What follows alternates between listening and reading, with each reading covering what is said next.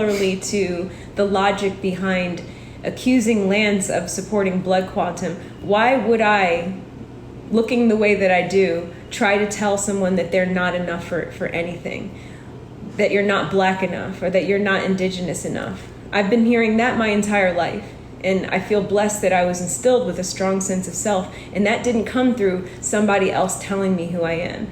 That came through my family and my community, helping me love myself despite all the odds and all of the things that are trying to get me to hate myself and lean into my proximity to whiteness.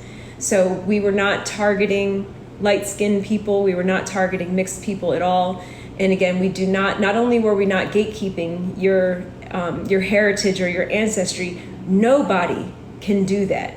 Absolutely no one, and certainly not two people on TikTok. Exactly. I also want to address a huge issue that arose from this entire situation. I've seen a lot of anti-blackness coming from the Native community, and a lot of folks co-opting language that was developed by critical race theorists in the 1960s. So Black academics created this language, and we've been seeing a lot of folks co-opt it, so stealing it and trying to legitimize their position as white individuals. Mm-hmm. And so I've seen nothing but colored people coming up and starting their posts with "as an indigenous person" and saying the most racist shit. And so like, and that does, to me, that doesn't give you a pass. When I call you out for your microaggressions, when I call you out for your anti-blackness or your blatant racism, instead of seeing that for what it is, hiding behind a marginalized identity that you have access to, which is quite literally pulling the race card.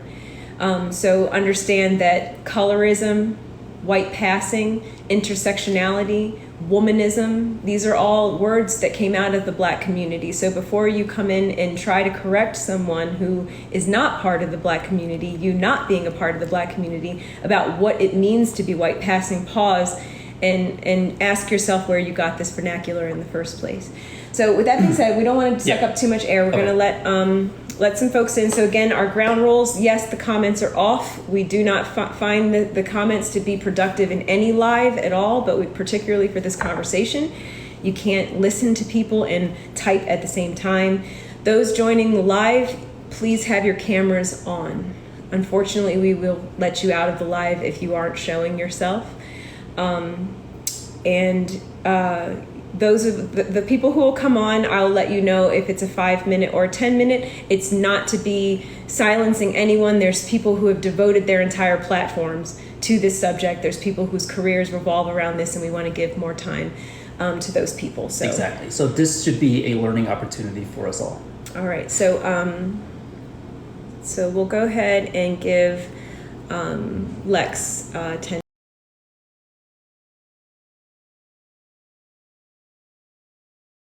I'm Lex Scott. I'm the founder of Black Lives Matter Utah. I'm the founder of the Utah Black History Museum. I'm the founder of the United Front Civil Rights Organization.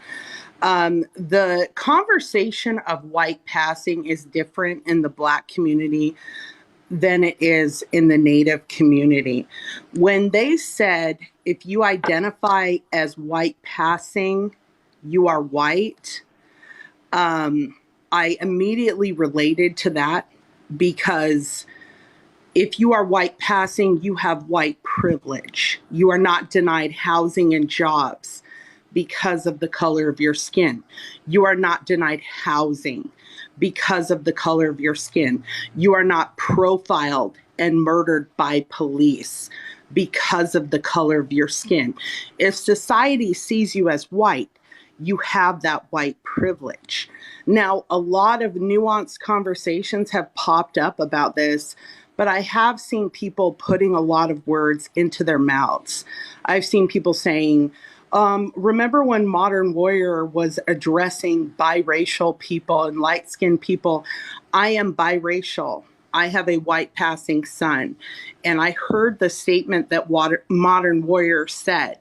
And what he said was, if you identify as white passing. He never said if you identify as biracial. if you identify as light-skinned. It is not my place to speak on behalf of Indigenous people, but I will say that the term white passing came from the Black community. And I suggest that a lot of people look into the history of what white passing initially meant. Now, because of the post, I have seen a lot of anti-Blackness towards Miss Jones.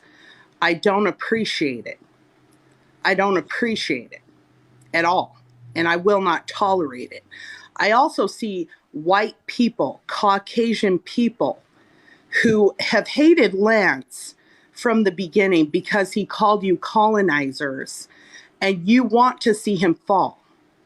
You have wanted to see him fall from the beginning, and you are just jumping in and bashing Black and brown creators. It is never the place of a white person to pit Black and brown people against each other. It is never the place of a white person to hop into Black and brown beefs. You are literally the oppressor. You benefit from the oppression that happens to Black and brown people. You benefit from our marginalization while we continue to suffer from it. And inserting your opinion helps nothing. It really doesn't. While you are out here and your people are out here denying us jobs and housing, and your police forces are profiling and murdering us, you hopping on my posts and other Black and brown people's posts and saying things to the extent of, you don't like Lance, you don't like Miss Jones, it is not your place. It's none of your business. Stay in your lane, really. Because unless you have experienced systemic racism, it is not your place to jump in and insert your white opinion. Do you understand? Okay? You do not get to pit us against each other. You do not get to bash Black and brown people. You do not get an opinion on this subject. Your only job is to dismantle white supremacy. The systems that your people put into place that continue to marginalize and oppress our people to this day. Now, Lance, I will end on this. Lance and Miss Jones, I have been dragged a million times in my life, and I will be dragged a million times more. And the only way that we ever recover from this is to shut people up with our work. You have massive platforms. You can recover from this. And every time I've been bashed, I'm like, I'm just going to help more people. I'm just going to circulate more GoFundMes. I'm going to create museums. I'm going to hold a summer camp for Black children. Just keep your heads up and understand that we all fall. We all fall. We all make mistakes, and we are not perfect. Everyone expects us to be perfect, but no one is. And we hurt people. We hurt people sometimes. But I want to let you know that I understood what your post meant. It meant that white privilege is real.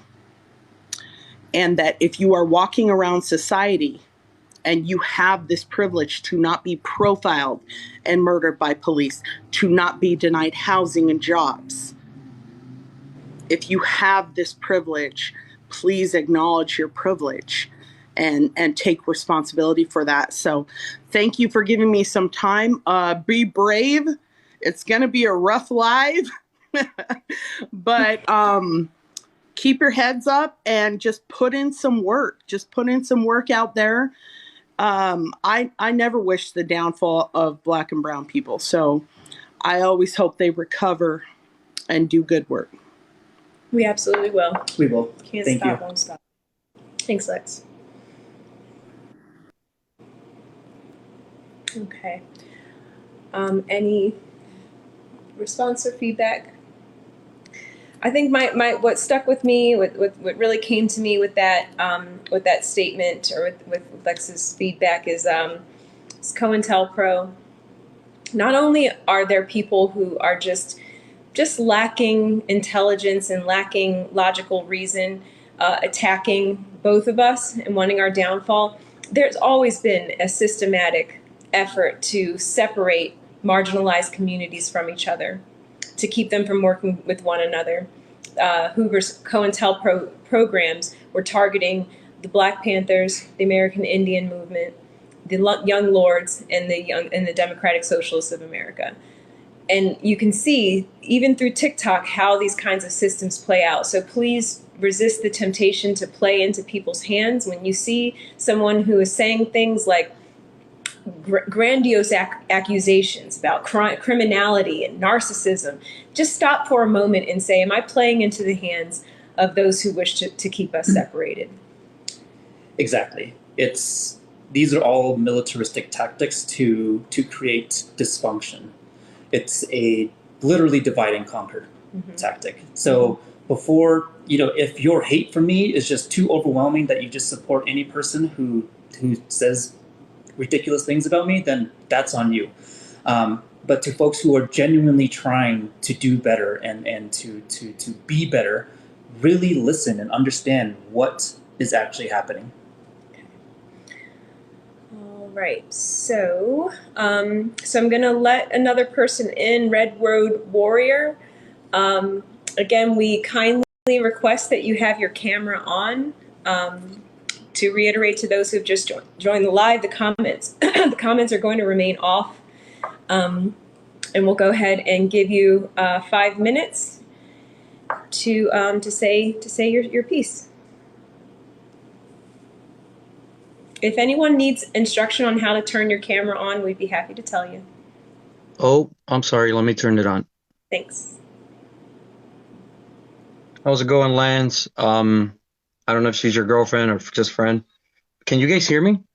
We can hear you, but we can't see you. Yeah, we can't see you. Oh, can you guys see me now? No.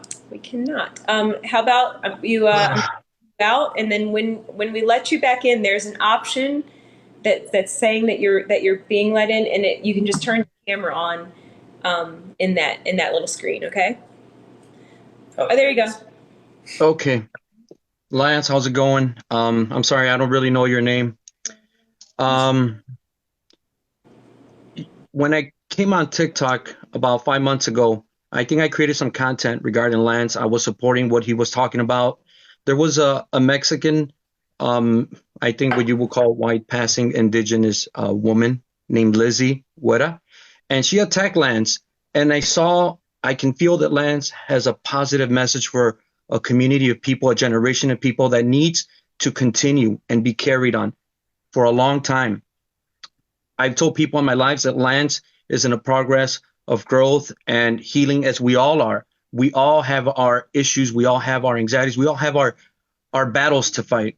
But I think it's really important to people to understand that that any indigenous person, any Black, regardless of your background, your belief, whatever it is, if you are of positive conversation, if you are of, a person who's trying to stand and fight real cases, real causes, throughout the hemisphere and the world, I support that.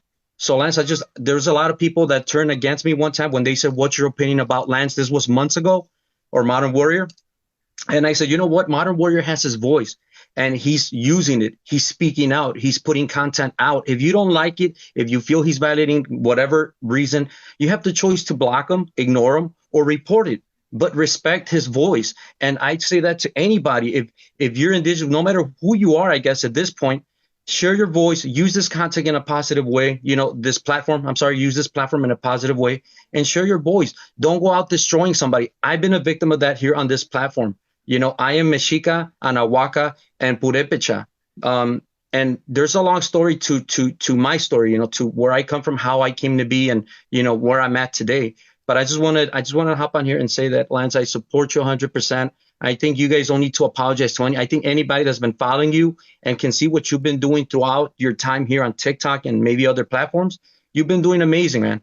And I think I've also been people have said negative things about you regarding indigenous people south of the U.S. border. But I know, based on the way you think and your character, I know that you don't think negative about us. So I stand with both of you. And I really hope you guys continue to speak your voice, share your content.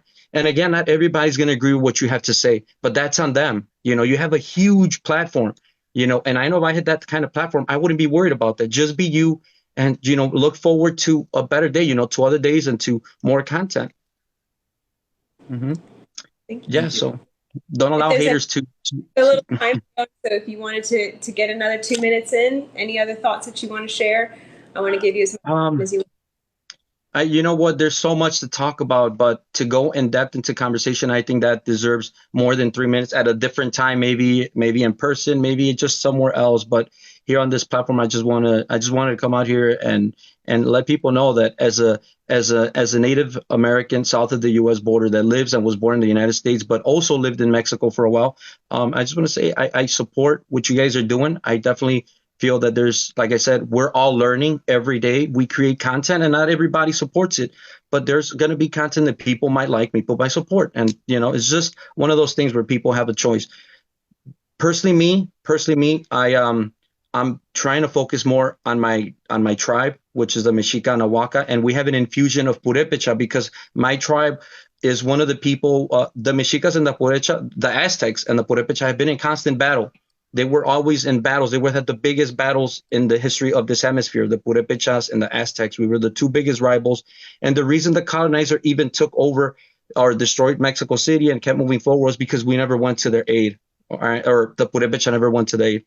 So we're kind of stuck in that process where we're in infusion now. My people, there's like 13,000 of us somewhere around there with my cousins, nephews, nieces, all our family in the mountain where we live in Michoacan. But it's all a matter of growing and learning and just learning to accept who we are, and I appreciate indigenous people, anybody that has been dealing with the oppressor or what Lance kind of made famous, the colonizer. But it is a reality, and it's not just in our hemisphere, it's all over the world. You talk about Australia, Hawaii, Africa, and so many other places there. The colonizer has always been of a European background, or European in a sense. So, and also religious. You guys know what's been going on with the Pope, what he, that was so disrespectful in my eyes. The Inquisitions, genocide, forced assimilations, the boarding schools, all of that was not just in the United States and Canada or Alaska. It was all over the hemisphere, and it's been all over the world as well. And it's important people to understand that, when we speak of these things, we're not attacking a particular group of people. We're attacking a colonizer that has been destroying, genociding, and doing so much harm to the human race all across the hemisphere. So thank you guys for sharing this live. Lance, appreciate it, man. Much love to everybody. My name's Omar Cuautli. People know me here as Red Warrior, but I just want to say I've been attacked by people creating fabrications, lies, misleading information, and I stand with you on this 100%. I went on a live and I heard people talking, let's go and attack them, let's go. They want to raid your live and do all kinds of stuff to you, man. And it's sad because they were also Native Americans of the United States and Canada, and it sucks, but that is the reality that we have to face as indigenous people. Sometimes it's our own people that hurt us the most, but we got to move forward, and continue to be us. Thank you guys. Much love to both of you. Thank you. Thank you so much. Yeah. Okay. All right. Let's just go back. I'm gonna look for. Okay, so gonna let in Darren, and Darren also has a platform that's committed to this subject, so I am going to give him 10 minutes.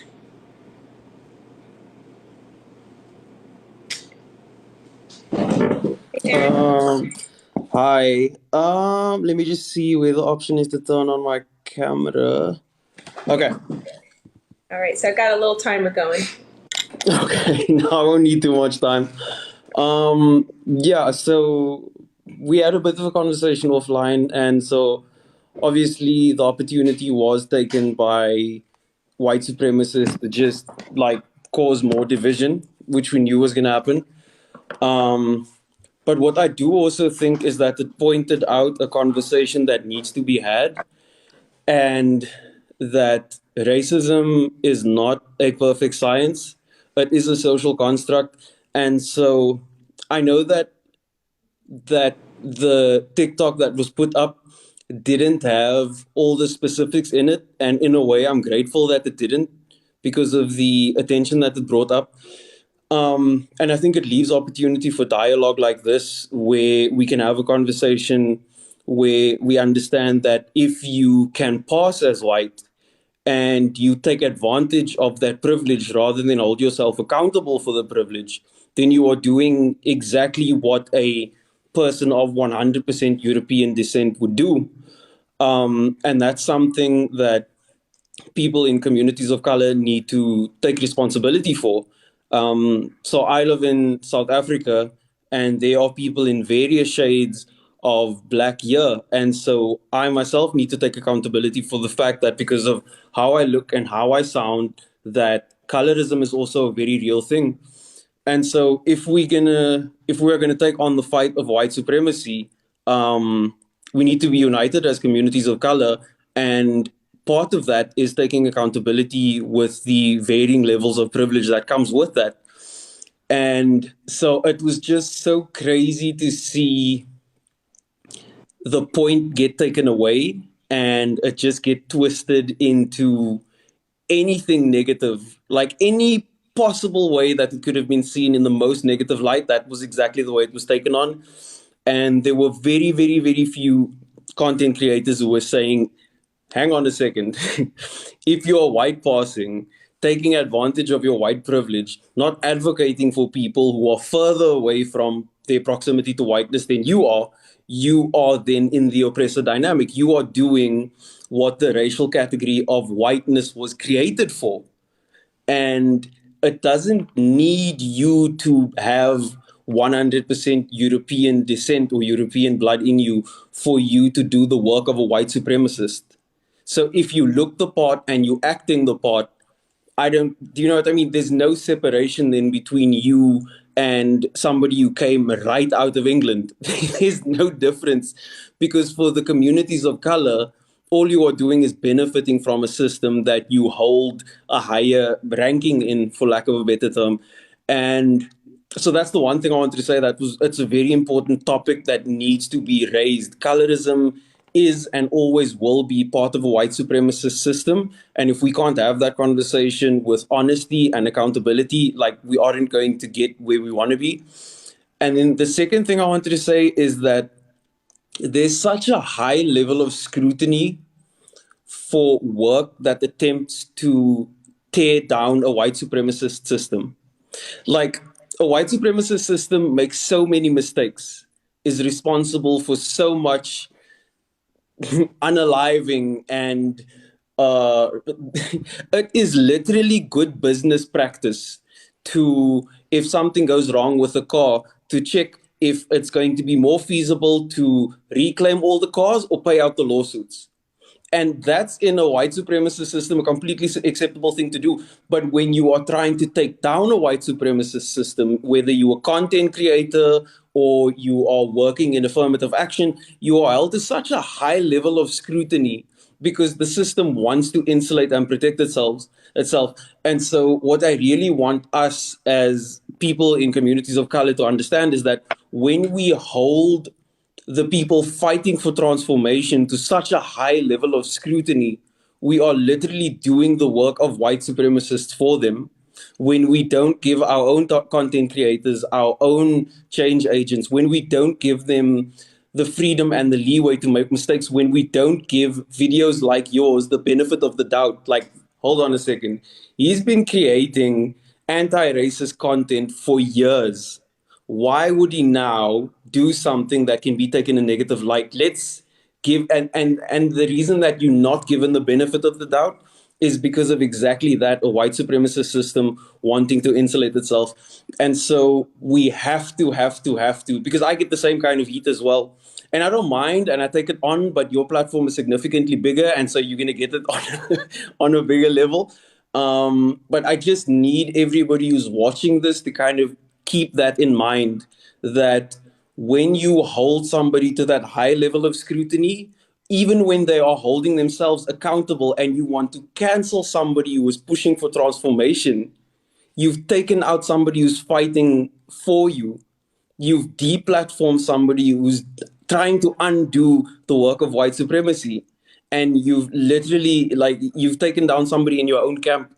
And so we have to remember that in holding each other accountable, we need to leave space for ourselves to grow as content creators or people who are working on transformation or anti-racist people in the industry. Like, we have to leave room for that, because we are going to make mistakes. People have internalized white supremacy. Men have internalized misogyny. Heterosexual people have homophobic tendencies. We have to be able to look at ourselves with these kind of, we have to look at ourselves as people in process as well, and not eliminate people who are trying to fight the fight of white supremacy for us. And it was very, very, very disappointing to see your platform being one that you've built over the years and built a credible, trustworthy platform over like one video, and people getting ready to just take it away. And it's like, hold on, we've built this platform. We need this platform. Like, Lance can disappear and do whatever he's doing and go about his business, but we need these platforms. We need these types of content creators, because history is not taught by the losers. History is taught by the victors. And in this case, that is the oppressor. And so I was having this conversation with my mother today, and we were talking about somebody named Cecil John Rhodes, who Rhodesia was named over. That's now Zimbabwe. And there's a Rhodes Memorial in South Africa. And she was like, why do you not like Rhodes Memorial? And I said, because he was a staunch imperialist. If he had his way, he would have taken over all of Southern Africa, if not more. And she said, like, I didn't learn about that in history. Like, I didn't learn about that in school. And I said, that's exactly why platforms like mine are under attack, because they will not teach you this in school. So we need to keep these platforms up. We need to 100% hold people accountable. But the idea that canceling or trying to deplatform a anti-racist content creator because he said something that was a bit on the chin and could have been taken in two ways is so counterproductive. And it's so against what we're trying to do that we really need to take a look at ourselves and understand that we could be slowing down our own movement. And there's enough work cut out for us. We don't need all that. Mm-hmm. And that's all I wanted to say. And I just wanted to say thank you for the opportunity. Thank you for opening this up for this discussion to be had. Thank you for holding yourselves accountable, as all content creators should. But we can hold people accountable without trying to deplatform them. We don't need all that. Agreed. Yeah. Thanks, Darren. Thank you. No problem. Yeah.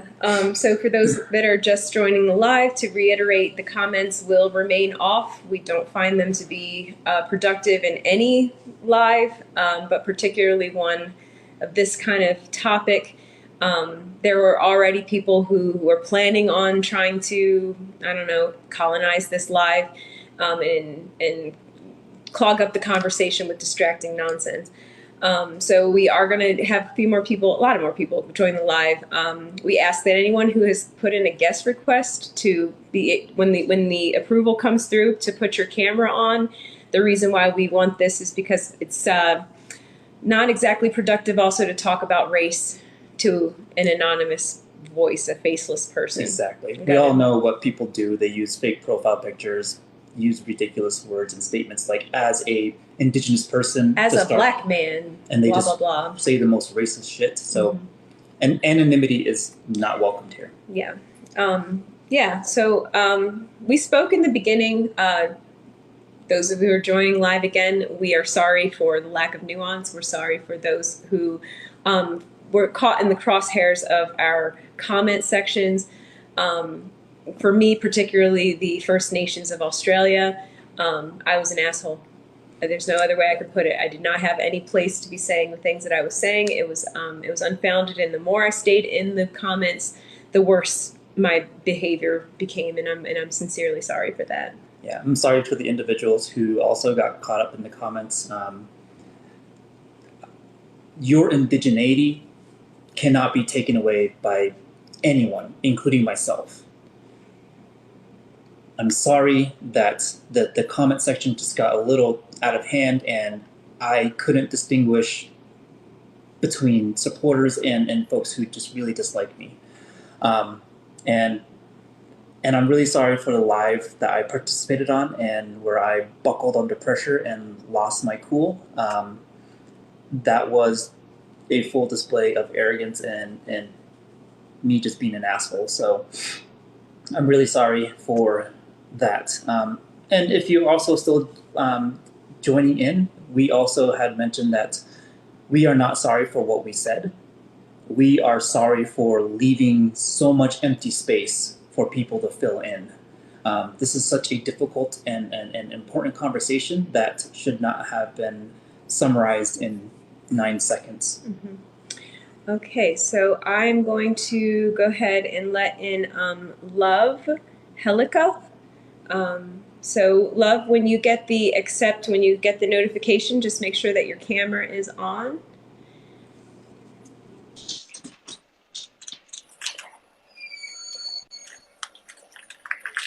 Oh, hello. Oh, I can't hear you. 1 second. I didn't think I was going to be on this quickly, but hi, Lance.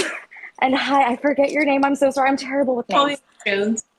I just wanted to hop on here and just say I understood what you were trying to say, but I can see.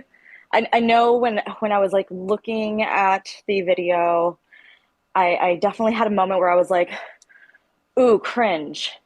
But it wasn't because I didn't know what you were trying to say. I felt like I knew where you were coming from, but it was because I knew that y'all were going to get a lot of backlash for that. And I think for me, the reason it made me feel cringe is being a Chicana myself, Mexican American, born and raised here in Washington State, raised by a white bonus dad who took me in as his child at 6 months old.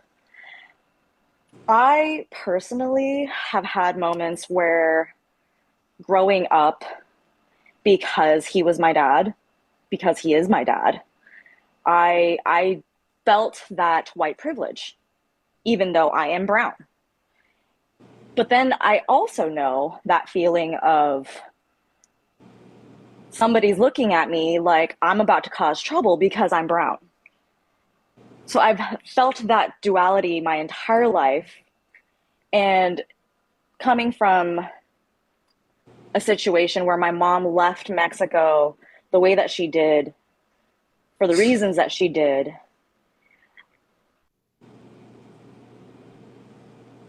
as a Latina, as a Chicana, our parents believed coming to the U.S. was going to be this magical situation, this situation that was going to like improve their lives, was going to get them away from whatever danger they were in back home, and that this was going to be immensely better, not realizing that that also meant that we had to leave our identities behind in order to survive this environment that we're in, this culture that we're in. The town that I grew up in was probably about 8,000 people strong when I was growing up in it. And you were either white or you were Mexican. So someone like myself, being raised by a white father, but being fully Mexican, and now having twin brothers that are 10 years younger than me, and they're half and half. Like the conversation has always just been such a pain point for me, because I'm like, I myself, I identify as Chicana, because honestly, I never felt like I fit into any other way of putting it, because I've never been Mexican enough for the Mexicans. I've never been American enough for the Americans. Like that scene in Selena where her father was like, you got to work harder than the Mexicanos, and you got to work harder than the Americans to prove yourself, has been my entire life. And so in my situation, because I do know some of what it feels to have that white privilege because of my dad, like it's just always been very like push and pull, and I don't know where to put myself, if that makes sense. Especially with like forms that you have to fill out, and you have to fill out whether you're Hispanic or Latino. But then there's a separate section that asks you if you're Native American, Indigenous, if you're Alaska Native, if you're white, if you're this, if you're that. I could always check that Hispanic Latino box because that made sense to me. But that secondary set of questions, what? I don't even know how to answer that. And the other part of it too is like getting older and actually investing in learning a little bit more about, my cultura, my background, where my family comes from, and especially nowadays where we have things like 23andMe and Somos that really breaks it down as to like where you come from. Like really understanding like being Mexicano, being Mexicana does not mean that you are just Mexican.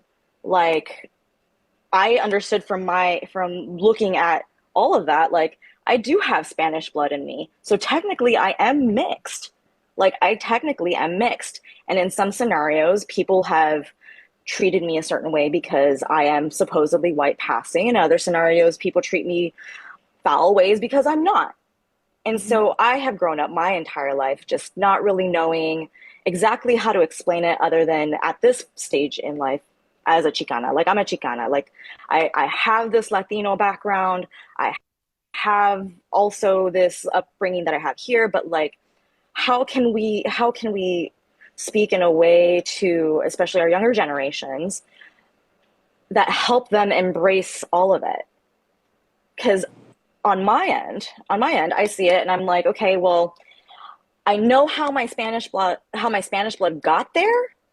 I acknowledge that. I know that, but I feel like it's not my fault, if that makes sense. It So does. it's just I could see why people's feelings were maybe hurt or they felt like they were being targeted. Although I know just from following you, Lance, and befriending you on this app that like I knew what you were trying to say, but I could also see how people like myself who have come to realize like it's not as simple as just being this or just being that. Like history happened and things happened and now here we are, and you've got a whole generation of us who have no clue how to identify because we've been told we're not enough of this and we're not enough of that. And yeah. And then as the other person. A timer because there's a lot of requests coming in, so we wanted to make sure that Oh we make yeah. folks. I don't want to interrupt that last thought that you had, but if we could just, invite someone else in, that would be wonderful. Oh no, 100%. I just want to say I appreciate you guys coming on here and clarifying like what you meant to say and all that. And I agree with the last person. Don't let this shut you down. Just keep doing what you do and, spread as much, knowledge and actual facts and information so that others can learn. So Thank you for making time. Yeah, she brings up a really good point about, the 23andMe tests, and finding out that you have, European ancestry or anything like that. Something that maybe is a surprise to you, or for me, in my case, it was the percentages that came as a surprise to me, because I am a Black woman. I identify as a Black woman. I come from two parents who identify as Black people. My four grandparents also identify as Black people. The thing to understand is when you pull up those 23andMe's and those Ancestry.com and you see your European ancestry, that does not equate to whiteness. That does not equal white. The first genocide to happen, the first erasure of tribal cultures, the first round of people who fell victim to particularly the Catholic Church's Inquisition were European people, were the original tribes of Europe. The Spanish Inquisition lasted for 500 years. And in this country, it's only been 450-ish years since its founding. And so just take a second to think about that. There were pagans and tribal people in Europe everywhere before the church came and just annihilated those people and torturing and killing them to the best of their ability with the technology they had. And it was either like you join us or perish. And so they have been also been dealing with this erasure for 800 years or so now. Much longer than any of us. Mm-hmm. So when you see that ancestry come up, when you see that 43% English or Irish, that is not whiteness.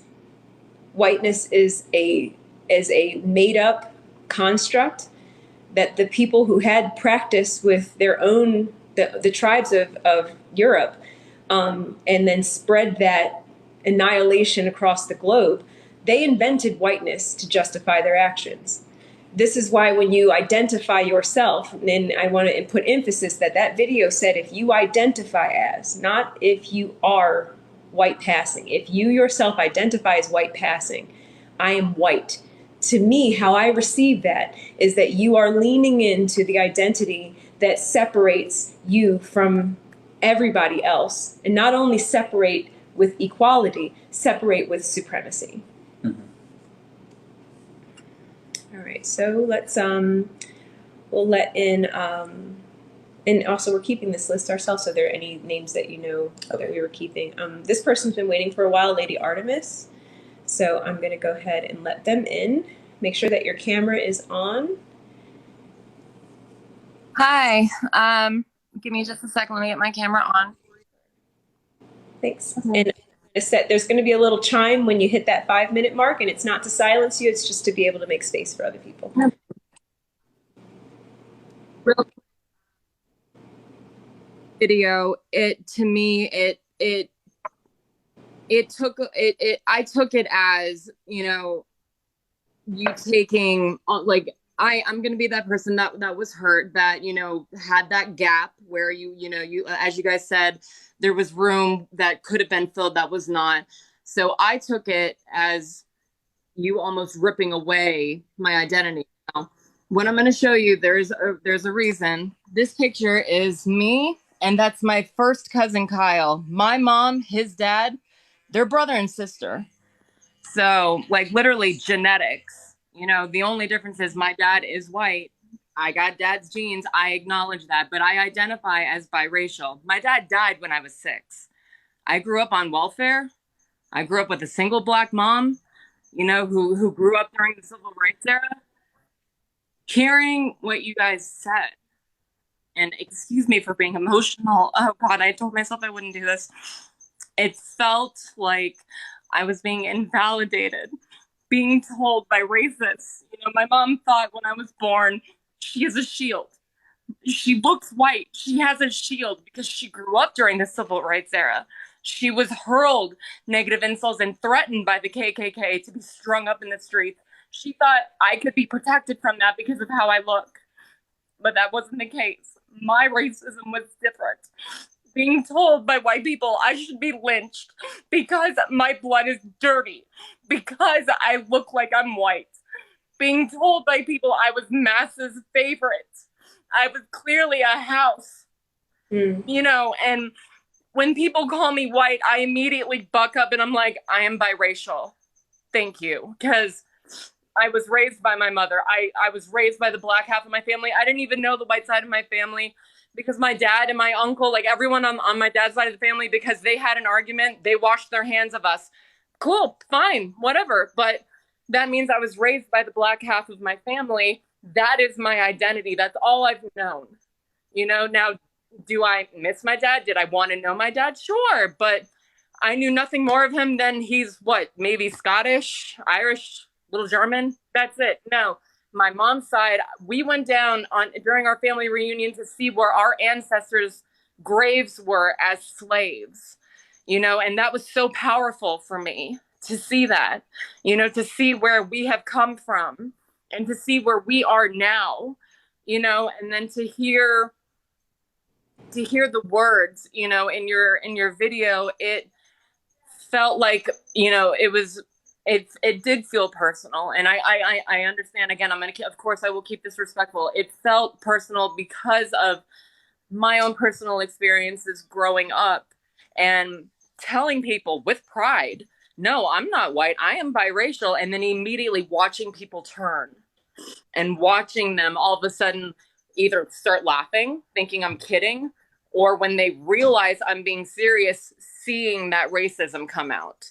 And so my racism versus what my mom, you know, her racism experience, they were two totally different things, but they still shaped me, you know, they still formed a lot of my identity and who I am, and me wanting to stand against that, you know. And I think a lot of people who look like me, or, you know, who are presenting or passing, I think a lot of people were hurt because they may have, I cannot say they have obviously, but I feel they may have experienced some of what I have, which is, you know, you correct people, no, I am half indigenous, or I am half black, or I am half this, and then they get their racist experience. And so with your video, I think it made people feel invalidated by, you know, can you understand what I'm trying to say? I hope I'm making sense. Oh, you're clear as you're definitely making yourself totally clear.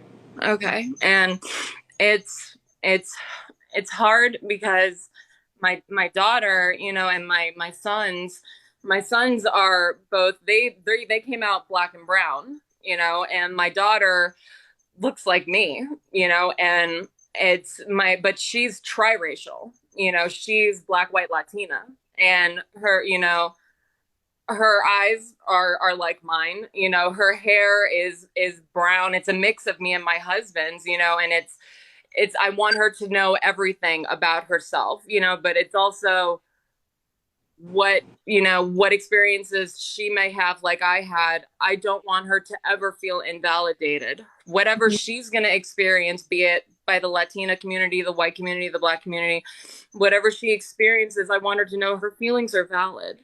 You know, no one can invalidate your feelings or silence your voice. You know, that's I think the timer went off, so I want to respect your timer, but that's all I wanted to say. Thank you for having me on, and thank you for listening. Of course. Thank you. Have a good day. Yeah, this person is exactly the reason why we wanted to come onto this live and talk about this. To identify as white passing, to identify as white presenting would mean that when someone mistakes you for a white person, you don't correct them. You're not ready to deal with the backlash that comes along with someone making a slight racial comment and you flipping the table over and saying, no, I am a black woman. My mother is a black woman, and you will not be able to say these kinds of things around me. So who we were talking to and about are the people who would have just let that slide or allowed their whiteness to make other racist people comfortable. Right. And you didn't want to use your privilege to stop what they were doing. And so it's more along like, it's tough, I know, and that is how you use your privilege, and that's how the work is done. It's super complicated and it's really difficult, but this is critical race theory. And I can speak from my personal experience that what you say about who you are doesn't really change how you're received in the world. So growing up, being mixed was better than being black. And people would constantly ask me, what am I mixed with?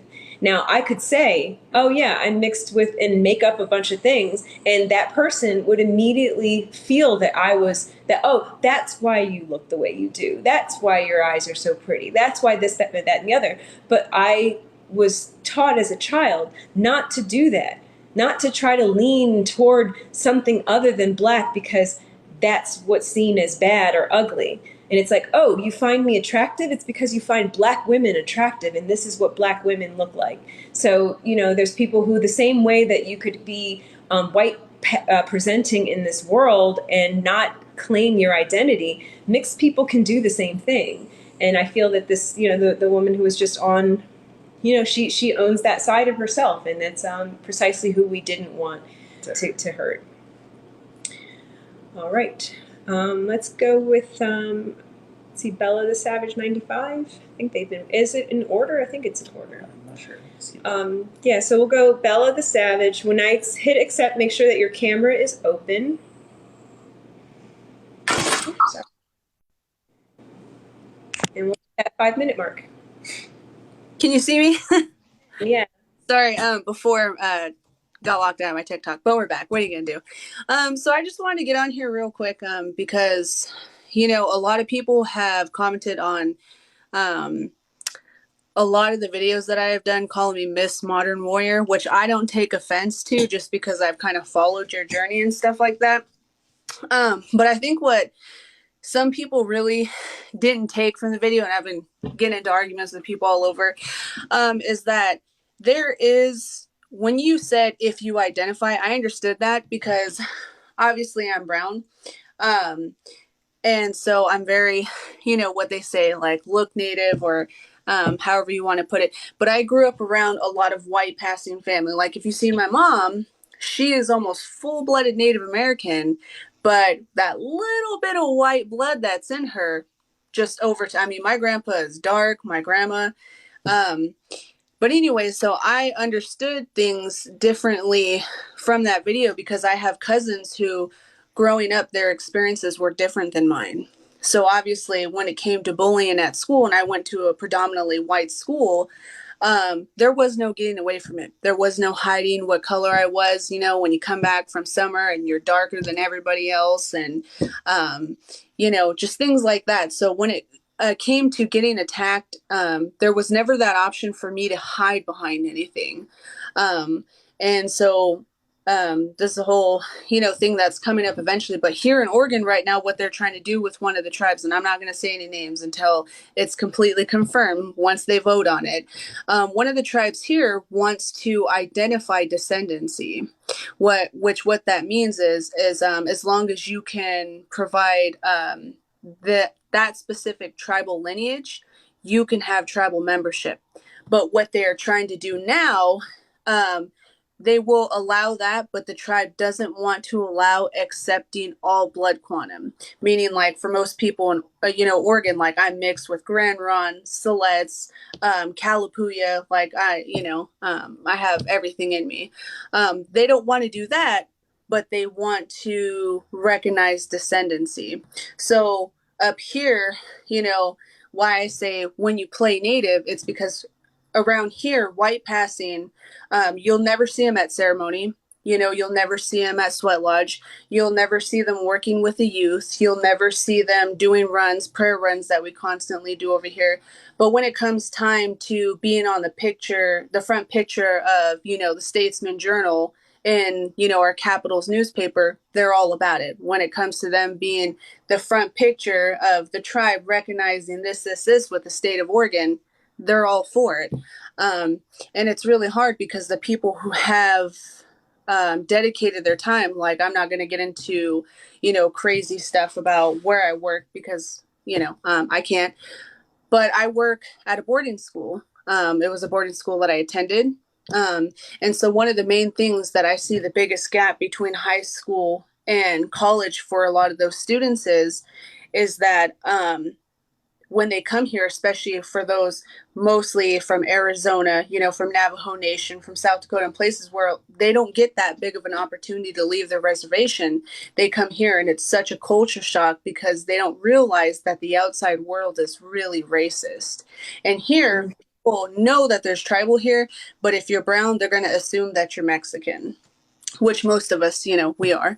But one of the bigger issues is white passing natives constantly taking over funds that could be helping people who acknowledge their culture, who acknowledge their lineage, who acknowledge, everything about being indigenous. And that's what I'm fighting for, because somewhere there needs to be that gap. Like right now, I can tell you we have 6 graduated students from last year's class who all plan to come back and finish out their or start college here. But because we have to worry about giving back to the community, giving back to family members of tribal members who have no native blood whatsoever, it leaves less and less resources for other native people who have that tribal blood. And so a lot of people get really offended. I think there's a guy, something Davis, I noticed that he was going after Lance here for a minute. I've seen a bunch of his videos. Me and him have been going back and forth because he said that, and I'm not even tribal, but he did say that he was adopted and how tribes of Oregon don't accept adopted people, which wasn't the case because I said outside people. And so a bunch of people took it as, well, you should help family, whether they're tribal or not, as long as they're in with a tribal family. And so here, people constantly utilize resources. And that'll be like a talk for another day, but I just wanted to get on here, say thanks for letting me in. Lance, got your back. People will take every opportunity to try to go against Indigenous people, whether you're right or you're wrong, or you make a mistake or you don't. I mean, that's the whole point of life. But I appreciate your words. I appreciate your wisdom. And, being the face of Indigenous community is very hard, but I mean, hopefully our ancestors guide you with strength, and, you just keep on going and educating people. You definitely motivate me. All right, guys. Thanks for letting me in.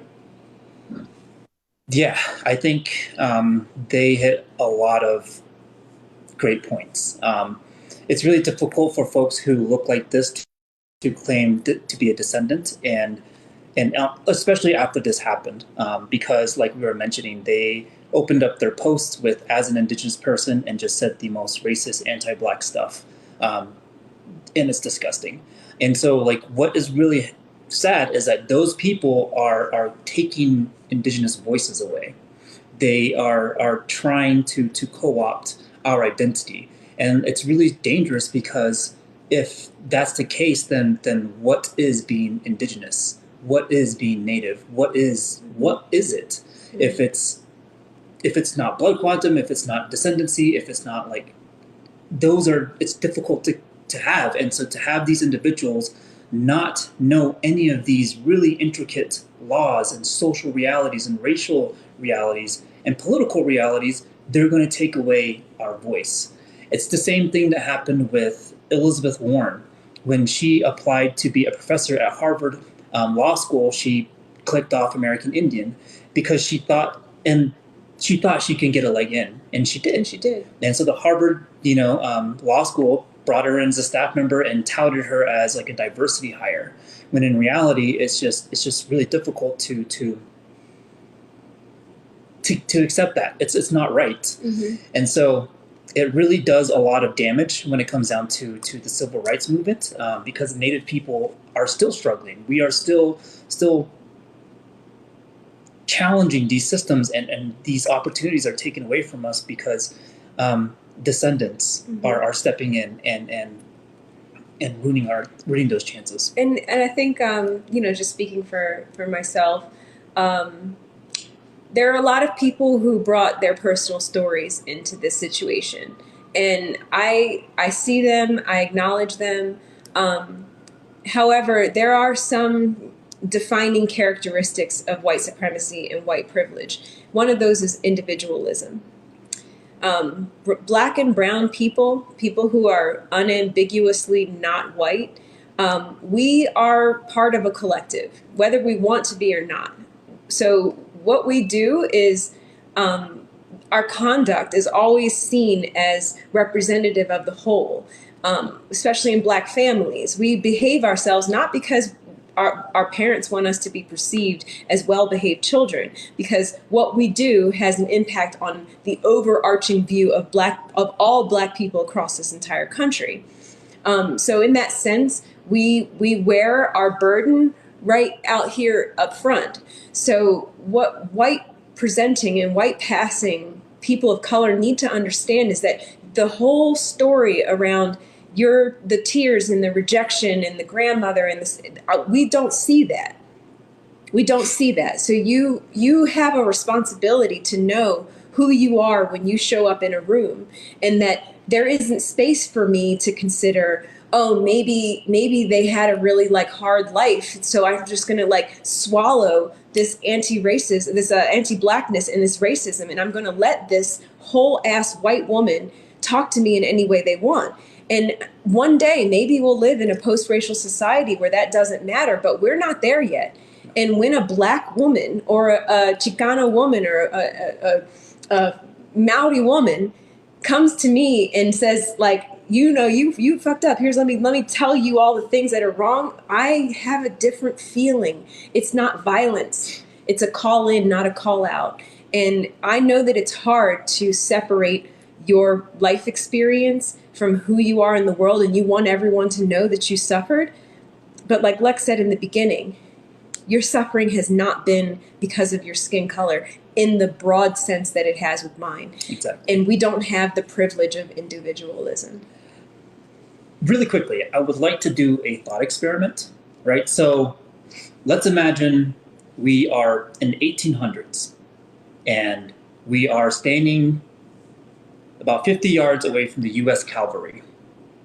But before they decide to attack, they tell people that if you come over to our side and put this uniform on, you will survive, your children will survive, grandchildren, and you will get all the benefits of what will become America. Now, are you going to walk over there and get accepted by them? Do you even have that opportunity? Because I don't. She doesn't. So I know where I stand when in terms of like the greater scheme of things. Like white supremacy is damn near like this example. Now, don't get me wrong. I'm not going to stand there and push people over there to join them. So you look like them, go over there. Exactly. I'm not doing that. If you identify, then you have the opportunity to go and like take off your regalia, your earrings, whatever, to look like that. If you want to bring it to a modern day context, you get done with a TikTok. You take off your makeup, your land back shirt, and you can walk into Target without anyone noticing. I, on the other hand, this past weekend got told, 4 times, like vocally, someone said, "Hey, you're a Native American." Like, I'm unambiguously Native, and like I don't have that privilege to hide in crowds, and so it's just really difficult to experience that and to feel as if like I'm like like a mystical animal.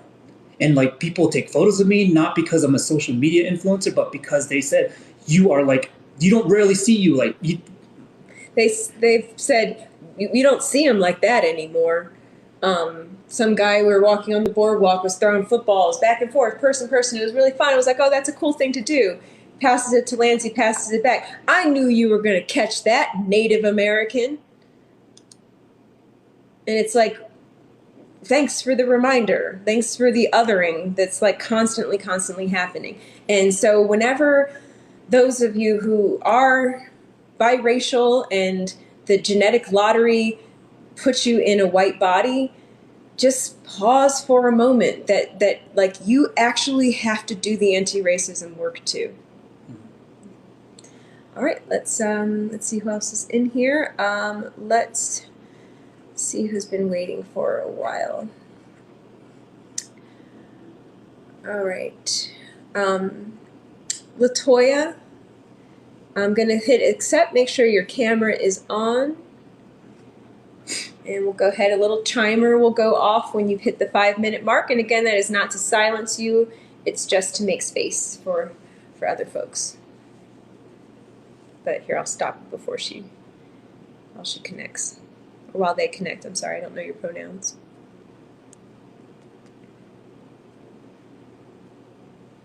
Maybe come back later. Yeah, I'm gonna X this out. Maybe put your invitation in again, or put your request in again. All right, we will go with Raven Ruins All. Make sure that your camera is on. Ewa. That's the hello of my people, the Bribri from Central America, Costa Rica. So let me introduce myself. You are Lance, you and I have spoken once or twice, but I am not a U.S. citizen. I am a citizen of Costa Rica, Central America. I am part of one of the 8 tribes here called the Bribri. People, I wanted to come in because there are a couple of things as an equal to you, as an indigenous, but also with that mixture of Afro-Indigenous here in Latin America that we have to converse over. But first, listen, for your mishaps and the things that has happened in the last few months with that white woman tier situation to today, etc. As a brother, I did feel disappointed by those actions. But at the same time, I will extend my hand, because even if you've fallen on your knees because of in grades because of your own actions, and other grades because of the enemies out there, I will never take that hand away. But at the same time, we have to hold ourselves to a higher standard, especially here in this Western Hemisphere, from Canada down to Argentina and the Caribbean. Because the North America has for a long while erased and made sure to forget about the Black American experience from Canada down to Argentina and the Caribbean, and the Native American experience from Argentina to Canada and the Caribbean. But something important that you are, sister and brother, we have to put on the table. This is a process that has been ongoing for the past 246 years. You and I, both of you and I, are nothing more than the current iteration of this process of decolonization that has been ongoing.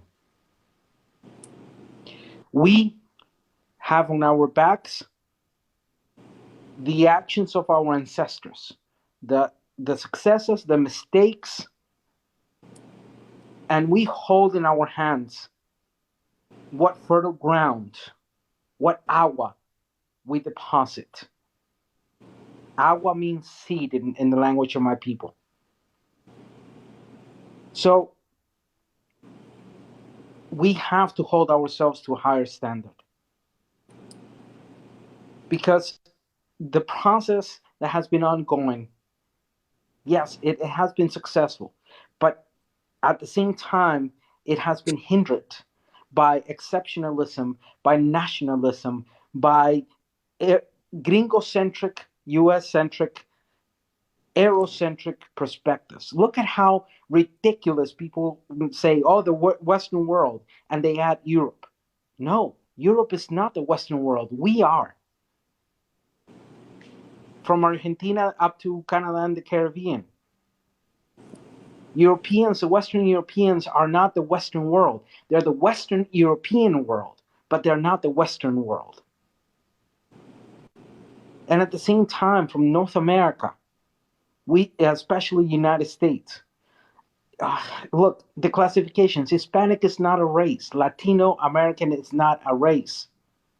That's an ethnical, cultural, geographical denominator. The races included in that area that we mention as Latin America or Mesoamerica are Afro. They have, yes, the colonizer blood or European, Western European, as well as Eastern European. Then you have mixtures of Asian and Afro descendancy. So we have to hold ourselves to a higher standard, because we carry in the backs the successes, the mistakes, and everything in between of all those that came before us. And not only in the last 246 years, but in the last 600 years of darkness.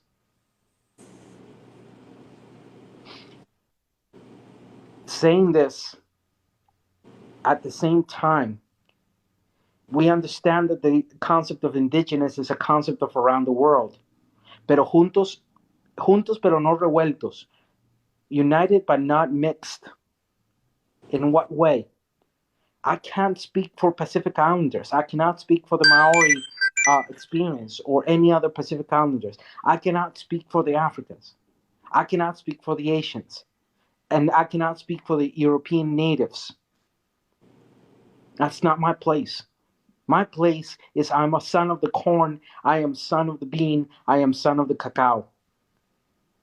I am part of the Nicoya kingdom, which people forget. Everybody talks about the Aztecs and the Mayans, but they forget that there was another kingdom outside that, the Nicoya kingdom. The Newok Yoala.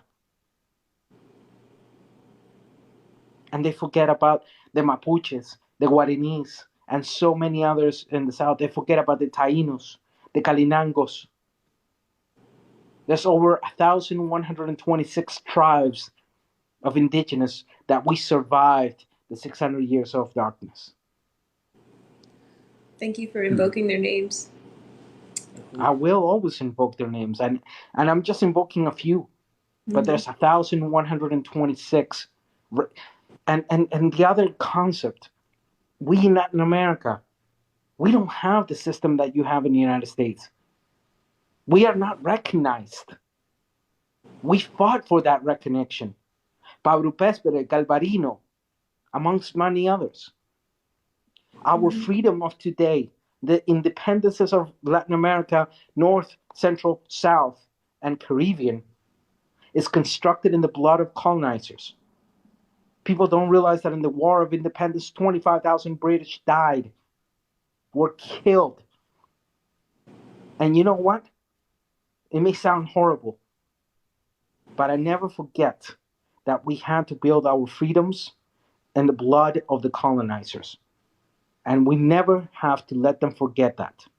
El machete no es solo para cortar caña, es también para cortar cabeza. The machete is not only to cut sugarcane, it's also to cut head. And at the same time, to the indigenous of other regions of the world, we're with you. You're with us, but you're not us, and we're not you. We respect that because we understand the importance of your own identities, of your own geographical livelihoods, and that the processes that you have lived to decolonize. But at the same time, the reason we hold ourselves to a higher standard is because our actions in the last 200 and 246 years gave much more strength to the purposes of decolonization, either in Asia, Africa, Pacific Islanders, the Polynesians. And look, anybody knows that the Polynesians arrived here before the colonizers, because our mitochondrial DNA in parts of Central America and South America are Polynesians. We share that.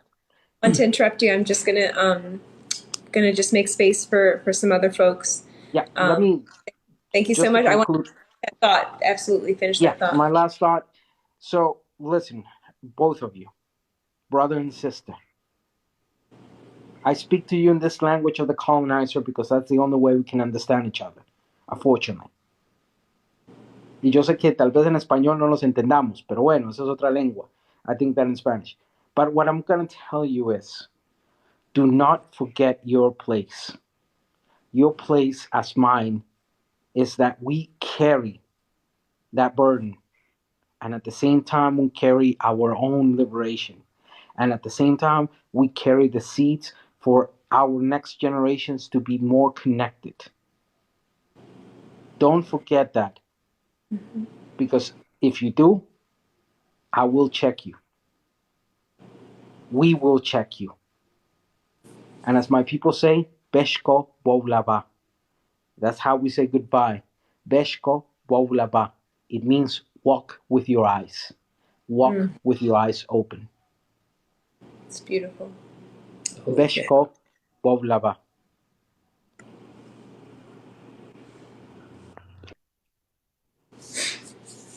Yeah. Yeah. Hard truths. I like that. Together but not mixed. Yeah. I like we indigenous people all around the world have different experiences and different systems that they need to navigate. One doesn't always equal the other. And I think it's like really important to understand in regards to American Indians. That is how we are legally recognized here in America.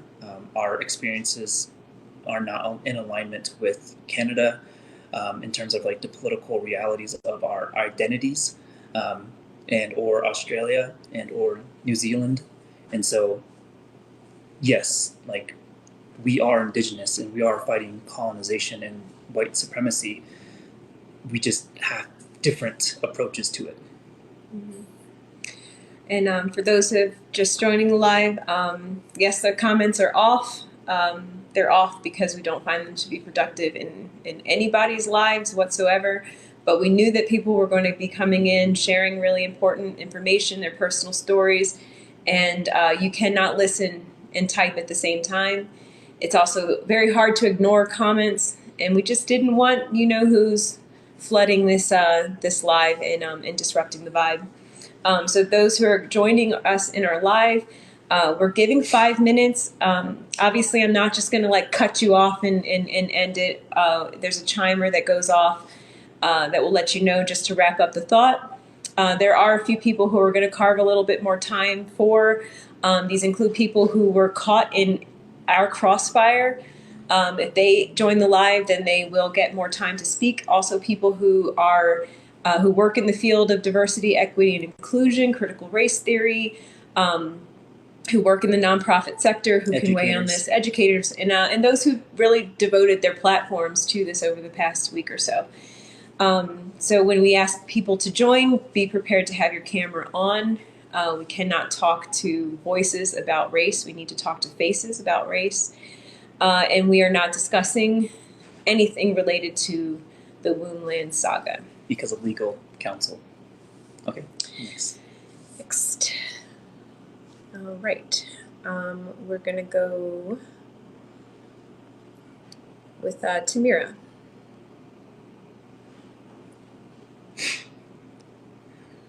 Tamira, I'm going to go ahead and set the timer for 7. Hey. Lance, I just want you to know that when I saw that first hate colonizer, I said, hey, there he is. There's the guy I've been waiting on. Because I feel like there just wasn't enough indigenous representation in the United States.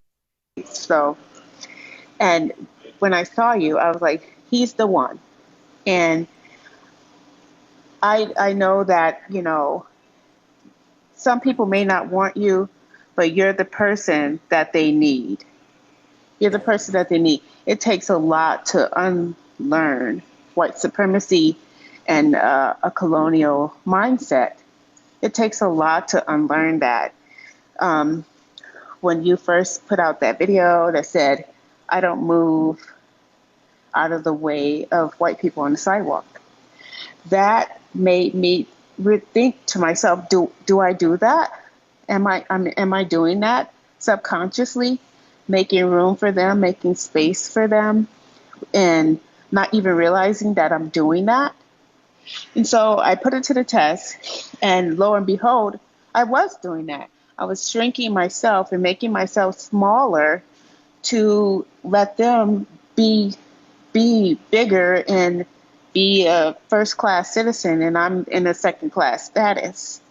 So you're here to make people think, and they're not going to like it. I want to see you succeed. I want you to get back to work. I looked at your work, what you were doing, helping your elders get to voting stations during the election. I watched all that footage just to know who you were, and I want you to get back to work. And I was even thinking, when people were offended by the statement, when I saw the video, I wasn't offended. I thought it was vague and didn't have enough nuance that people could be offended, but I wasn't offended. My children are biracial, but I'm not raising tragic mulattoes here. When they come into a Black space, they know that they belong. They are educated on Black history, not the ghetto and poverty, Black history. They can tell you the name of Africa, Alkebulan. They can tell you, I teach them the names of things before the colonizers colonized it.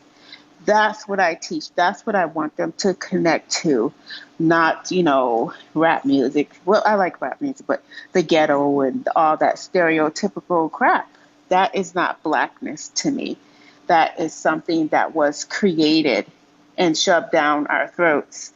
And that can't be my future or my kids' future.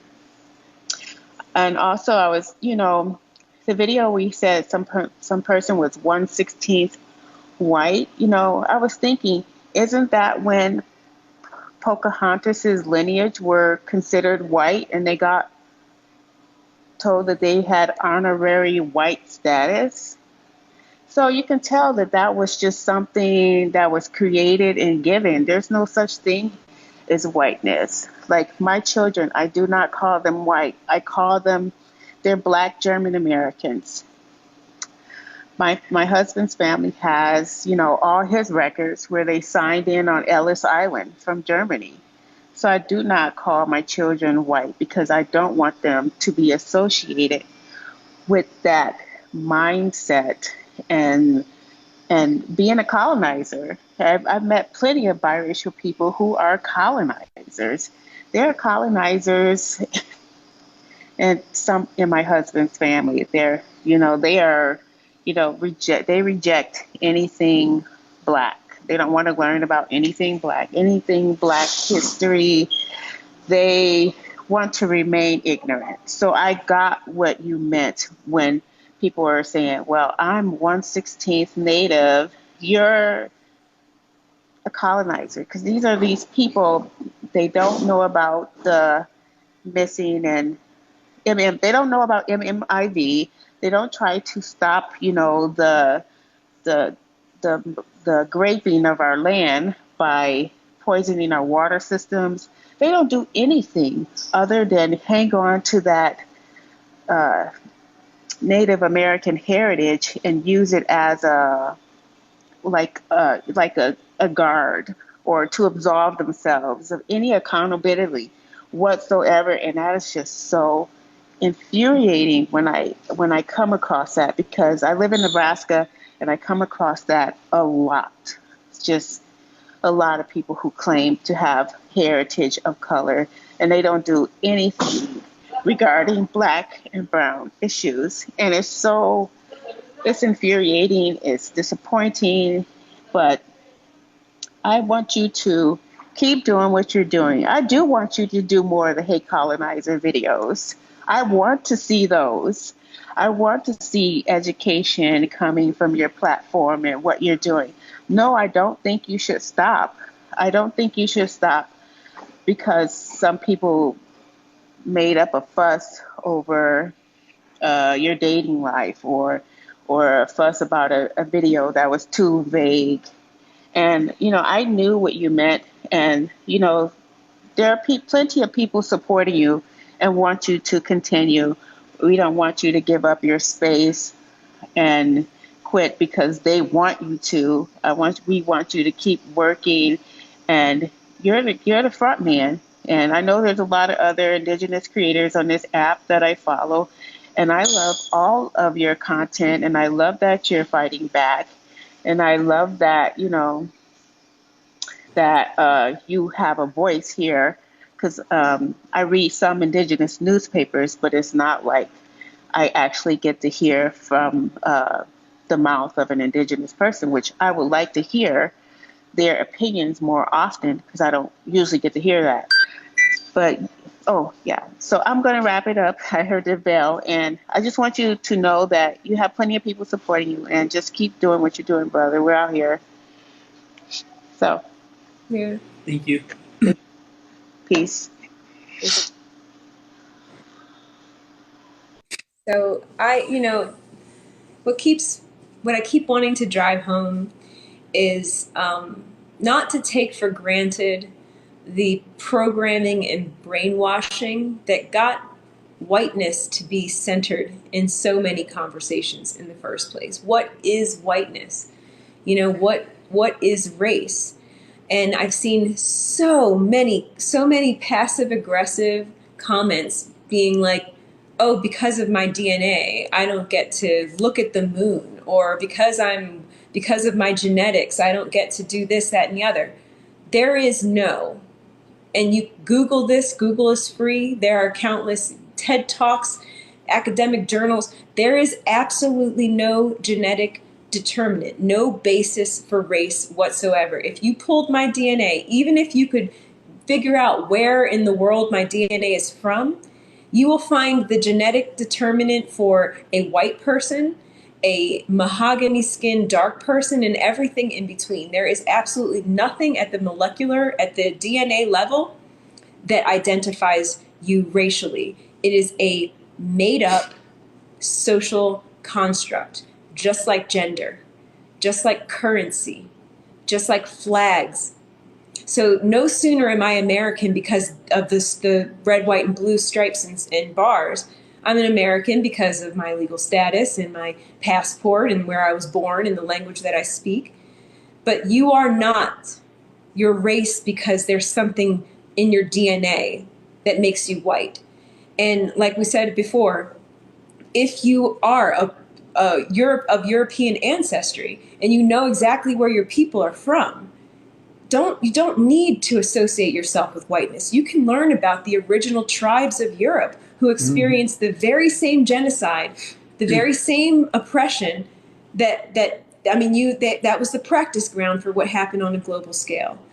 And that's what we wanted to come into this live to reiterate, that the one way that I feel us moving into this quote unquote post-racial society is understanding that race is just something that came up with. I identify as a dog mom. You know, some people identify as a dog parent. You can identify as white if you'd like to. And if you do so, for me, existing as a marginalized person is like two solid objects occupying the same space at the same time. It's impossible.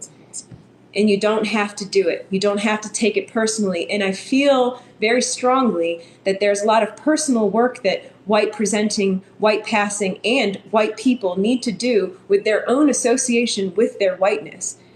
Me being pro-black, me being pro-black and brown, me being pro-indigenous is not anti-white by default.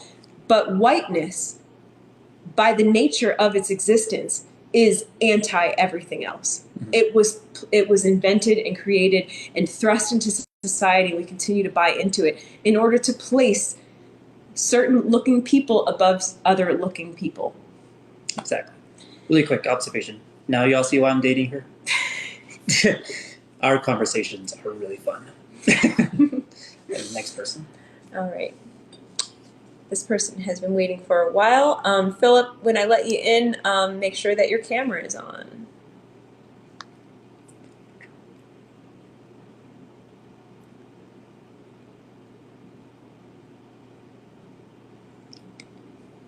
All right, Philip, try again. I'll keep your eye on your name. I think I recognize the name.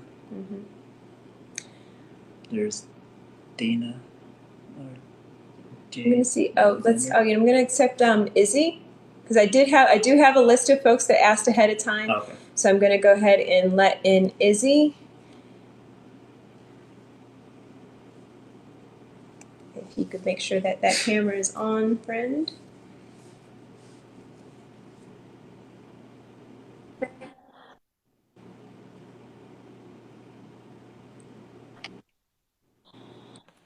Hello. There. Hi. First of all, hello. And so you'll hear that little chime go off, and it's not to say stop talking. It's just a little wrap up. Yeah, I've been paying attention. I'm following. First of all, hi. How are you? I just want to. I'm actually going to be brief. I did want to start by saying, like, how are you guys holding up? This has been an interesting life. You guys okay? Before I get into it, that's good. Yeah, we held space for each other, and we were there for each other. We were deep in conversation all week about everything revolving around the allegations of everything. All the things. Yeah. Okay. We're hanging. Talk is our relationship, our confidence. Y'all are brutal. Listen, that is what it's like to be on the internet, right? It's funny. I actually think my only comment to this whole thing is that it's coming from somebody who's an immigrant. English was not my first language. I had to learn it at the age of 13. And I was thinking about when I saw the video, I was just like, this is not going to end well. Because I was thinking about, if you are talking about such a complex and layered topic, it's important for you to have the vocabulary to have that conversation, not only as the person who's initiating the conversation, but also the person you're addressing, right? And I think one particular thing, one point of contention that I think is what triggered all this is what white passing mean in this country and for Black Americans during chattel slavery, okay? And I think because you have the platform and because you initiated the conversation without taking the necessary steps to make sure everybody was prepared, it would be nice to see a follow-up video talking about what white passing means so that we can actually see what your intentions were when you made the original video. Because I feel like I've gotten lots of videos and responses about what happened, but it's like, and you guys have explained that you did not intend to harm, but the harm was there. And I'm curious about what you guys' intent was when you originally made the video, and if everybody was on the same page as what passing means, what were you trying to communicate with that video? So that's it. I'm not going to keep you long. I know there's a lot of people. I feel like it's very important. Again, when you have that kind of platform, you have to have the vocab if you're going to have these types of nuanced conversations, because guess what? TikTok is not the place to have nuance. And if you're not going to if you already go into it knowing that most of the nuance you're saying is not going to be received, you at least have to give people the vocab. So that's it. That's all I wanted to say. Bye, guys. The air conditioner. Yeah, I'm gonna turn the air conditioner off real quick. Bye. Bye. I'll be right back. I'm just gonna turn the AC off. Yeah, so I can speak for myself, and I would love to say that we had very benevolent and studious and academic intentions behind making that video. I'm not going to lie to you. Like, I was feeling very petty. The trajectory that landed on that video was, I'm a very private person, and I've been very reluctant to do videos together, given all the circumstances and the multitude of assumptions that go around on who I am and how long have I been in the picture, and Lance's blah, blah, blah, blah, blah. So it's been kind of a slow process of being comfortable with sharing our relationship with you. So when we decided to, it was 99 problems and if you think I don't like you think I hate colonizers, wait till you meet my girlfriend. The amount of you picked the bottom of the barrel, you can do better, she's problematic. The amount of you can't you're only with her because aunties don't want you, was just like just a massive slap in the face. And so he followed that up with I'm surprised at the anti-blackness showing up in my comments right now, which then made more. Mm-hmm. And for me, we were talking about my different responses to those criticisms, because I know as a Black woman, when one of our men brings home a white woman, we do have we have a feeling. There's a feeling. There's a thing that happens that we're like, what's that about? You know, and it is judgmental. But when that's coming from a unambiguously native-looking woman or man or person, it feels different. It just feels different. It shouldn't exist. I shouldn't feel differently. All negativity should feel the same. But I was like, there are a lot of white people speaking for this whole community. And I'm just confused about this. Like, and then when we challenge it and saying like, you really should check your microaggressions. You should really assess how you're speaking to me. Because you look like a whole ass white person. I'm not white. I'm indigenous. Not claiming your indigenous identity because of the pride of who you are. Claiming your indigenous identity because somehow that gives you a pass. That's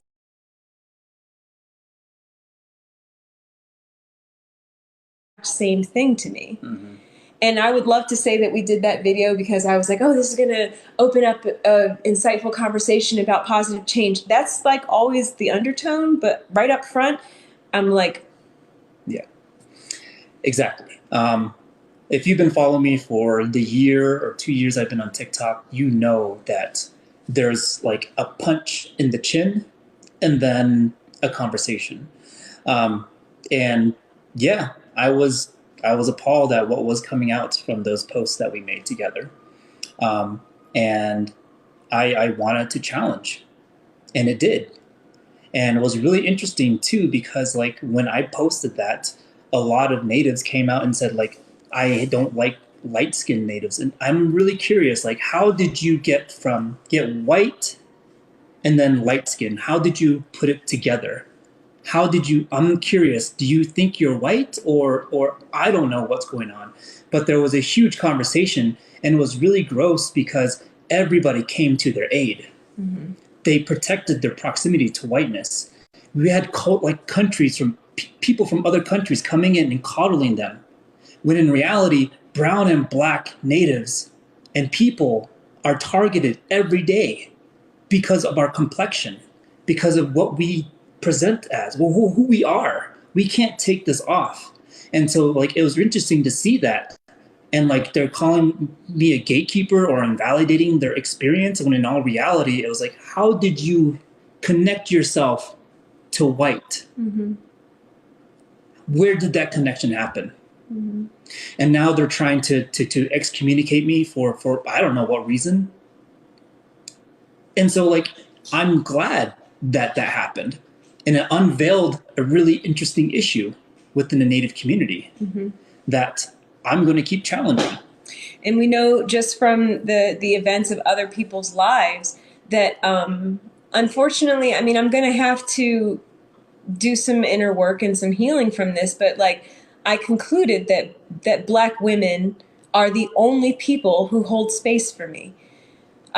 We apologize profusely for our response to this, and as so many people have said, with having a platform comes a responsibility. And one of those responsibilities is just ignoring trolls and just letting things just slide. But that's really, really hard to do. And I found that when Black women were trying to hold space, particularly to convey the point that the only reason why you have the vernacular of white passing is because of us. The only reason why you can talk about colorism and critical race theory and intersectionality and womanism is because Black academics came together and said, we need words for these things that we experience. And they have been borrowed and co-opted, which is fine if you keep the original definition of it. But it's the erasure of Black intellect. I mean, it's the erasure from me in that video that people say Lance should be responsible for what he said. What did Lance say in that video? You're white. I said, if you identify as white passing, and it was almost as if I wasn't in that video. And it was like, he's some puppeteer, all these accusations of Lance thrusting Black women and women in general in front of he's shielding himself with us. Do you think that we're stupid? Do you think that Black women, after being the most educated demographic in this country, we would let a 33-year-old man come and puppeteer us? Any woman who's speaking up, it's because she's speaking her mind. So it just became this sort of visceral reaction to what is my everyday experience, which is trying to put myself out there as an educator and then having just this belittling sense of not existing. And that even when we tried to make space, we as Black women tried to make healing space for us, you need to let Indigenous voices speak. You need to let an Indigenous woman speak. You have to open your comments. You have to do this. You have to do that. You can't delete your things. You should keep them up. You should open it. I have never seen any other group of people on this app and in this world have every single movement of our lives be so ridiculed and infantilized that you guys can come in and tell us how to run our own platforms, and that it's somehow bigotry for us to make space for ourselves. I feel very much only protected by Black women as it stands right now. And feel particularly sensitive to the feelings of Afro-Indigenous people in this moment, because where is this energy for them? There's nowhere. The fragility of light-skinned natives was ridiculous. You had other countries come to your aid. You protected your proximity to whiteness. Why are you rolling the red carpet for white supremacy? Like, why are your leaders putting a headdress on the Pope? The leader of the organization that put your children in the ground. Why are you protecting that? I'm not talking to you specifically, but like, and you calling me a monster? Why? I just challenged it. I took a critical lens and I wanted to focus it somewhere, and it unveiled a lot of truths. And I think it's really interesting because you conjured up all these negative things and associated it with me, and told me I'm a colorist, which I'm dark brown, and if you're light skinned, you can't experience colorism. You called me racist when we all know white people can experience racism, and you called me all these terrible things, and just left me out to dry. It's just really disheartening to see their reaction when Afro-Indigenous people are just trying to be recognized and as in terms of their existence. Mm-hmm.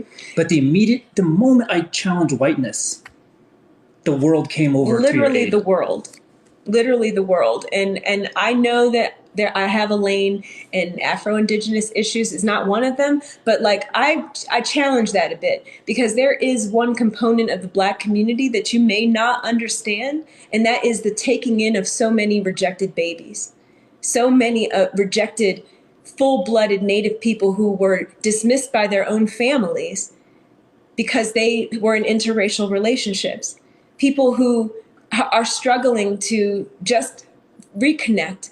And they can't, and I see you don't look Native in the comments. You can't be a model for this clothing company because you look like a Black woman, as if a Black woman can't look Native. And likewise, just this this tribal, what tribe is that? That's not a federally recognized tribe. Like suddenly you're in alignment with what the government did to you, because it excludes Black people. And I just would love to see even just a fraction of the amount of energy, global energy, put around the protection of white passing and white presenting white Indigenous people as you would for Black Indigenous people. And I'm not talking about the we were here first, like pseudoscience kind of folks, because it's another ignorant thing that people are doing is grouping this kind of these very, very small but outspoken minority who has their shit all, they're just lost in the sauce. Legitimate people who are afraid to even say that they are Indigenous. When, if we're going to talk percentages, we're talking about mothers and grandfathers that are Native, that are completely, fully rejected from their community. And what identity do they have to cling to is the Black community who's always had open arms for them. So if there's one thing that we want to come from this, is bring that energy for them as well. Where's their energy? Where's their love? Where's their recognition? It's just really sad. All right, so let's get into our guests. See if there's lots of names that I don't recognize from the request before, but that's okay. You can check that out. Dana Alexander. So make sure when I accept your request, you have your camera on, and I'll set a timer for 5 minutes, and a little ding will go off when you hit that point. It's not a shut up, it's a wrap up your thought. Oh, Ani. Hi.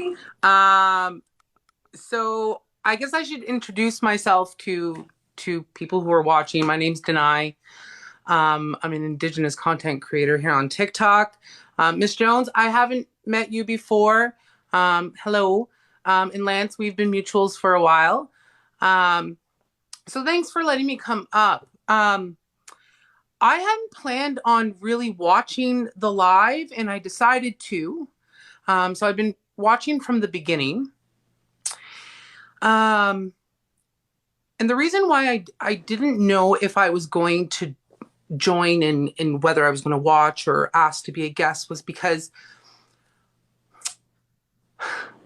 it just seems like so many people are hurt right now, and I don't even know where to begin on how to solve things.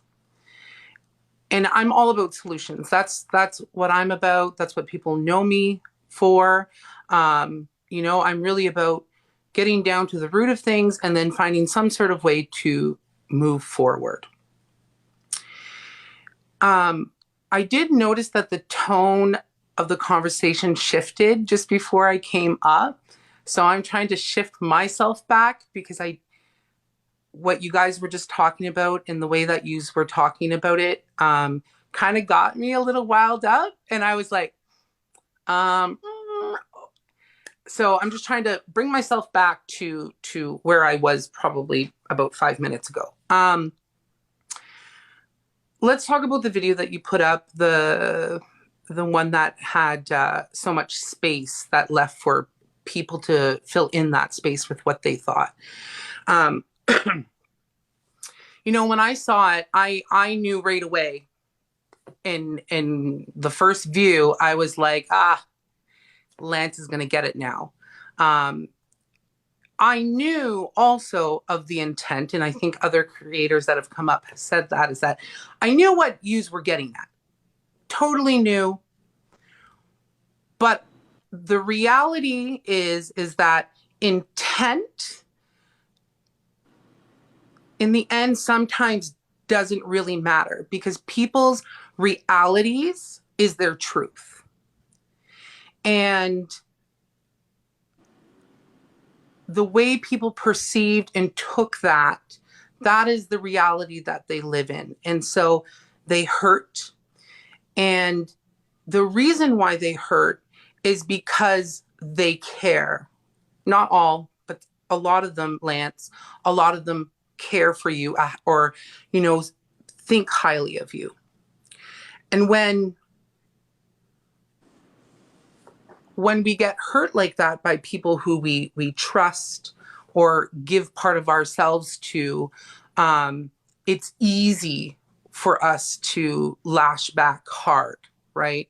We all know how to push those buttons with people that we love and care for. And so I wasn't surprised what happened. But I think that, and you touched upon it, you had the opportunity to be able to stop it, for it not to go bigger. And there was some deciding factor that the two of you played in the comment section. And I read all the comments. Like, I went through all of them.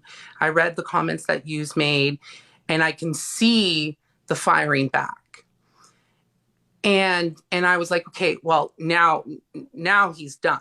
You know, like, he's going to have a hard time coming back from this because he's now engaged in a combative way. Do I think that you can still gain trust and all of that back from the Indigenous community? I think you can. But I don't know how you're going to do that. And that's something that you're going to have to figure out, right, on your own. And by talking to, you know, people that you trust and your elders, and just really trying to figure out and reshape how you're going to come on this app and speak again. As an Indigenous person, you know, we don't see a lot of, sorry, I'll wrap up my last thought. As an Indigenous person, we don't see a lot of other Indigenous people have huge platforms, you know, see them in the news. We don't see that all the time. And so it's easy for us to gravitate towards someone like you who has been able to build this platform. But I think as people who are on this app, we have to remember that these people are also human. They are just like any of us, like my next door neighbor. And we ourselves have to remember, if we expect kindness on ourselves, that we should be able to show that as well. Whether you have 2 followers or 2 million. I'm not saying that what you guys have done is right, but I think a conversation and the work needs to be done so we can move past it, because there are more important things than this. And I'm going to get backlash from this, from my friends saying this, because I haven't said anything, nothing about this. I made a few jokes, but I haven't said anything. And I just think we just need to move past, because there's bigger things than this right now. You know, I just came out of ceremony, and I came into this. And I want to go back to ceremony, because this is just, it's noise. It's just noise. And I just, Lance, I hope you can figure out how to correct everything and move forward, and for all of us to just do the work that we need to do. All right? Thank you. Thank you. Okay. Bon appétit. All right. Yeah, if anything, we're not stopping. Like, the work is going to continue. All right. Dr. Cheromaya. All right, when I hit accept, make sure that your camera is on, if you don't mind.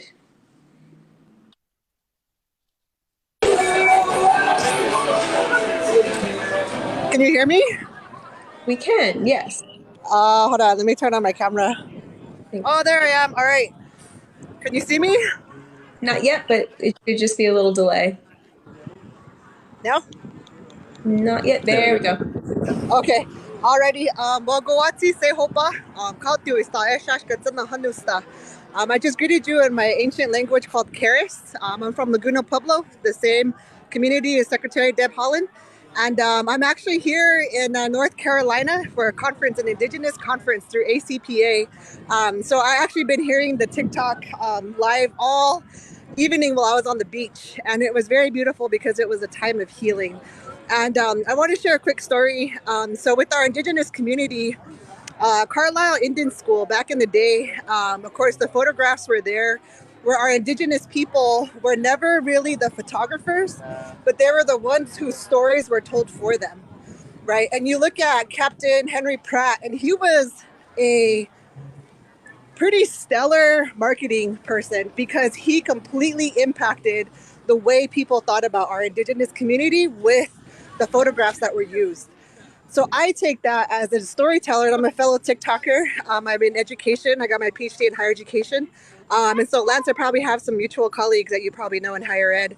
But when I look at that Indigenous population, our community, I know that as a storyteller, Indigenous storyteller, that I have a tremendous responsibility for the platform that I have. Now, Lance, I don't have a platform as big as yours, but I think about our ancestors that were in those photographs and that we have the privilege now. And as college students and as young people, the reason why I was following the story and going through the lives, I think a lot of our people who were hurt aren't here. Because I know that a lot of the times over the last month, what I've heard is that, oh, Lance's commentary, whatever, all this stuff that we hear lives rent-free in their minds for like a month. And they're like, nope, I'm not going to dedicate any more time. But I listen because I want to know, how do we reach our young people? And I know a lot of young people follow you, Lance. And I know a lot of people, we shouldn't have to be the spokesperson for an entire generations of people, of Indigenous people. But unfortunately, it seems like we're put in that category because we're storytellers and we share stories in different ways, and it comes with a tremendous amount of responsibility. And I think that as you post this content, you know, knowing that our young people are watching you, and it sucks because like it's almost like you have to carry the weight on our shoulders, right? And we shouldn't have to have that burden to carry all these voices with us, but unfortunately that's what it is in these spaces, especially in education, right? Especially in higher ed. And so I think that as I've heard our Maori relatives, our Aboriginal relatives from Australia, like I know there were so much people that were hurt, and I, you know, and it's interesting, like when I look at these different lives and comments and what people are talking about and seeing people on TikTok, right? I was like, golly, like it's so complex. Our identity as Indian people is so complex because it's like we have this generational trauma and history, and yet we're placed with all these burdens. Like it's so hard, and then we have a card to prove how much Native we are. Sometimes we don't have a card, like, and it's just such a hard responsibility. But Lance, my question to you though is, and I've heard this from there's not a lot of young men.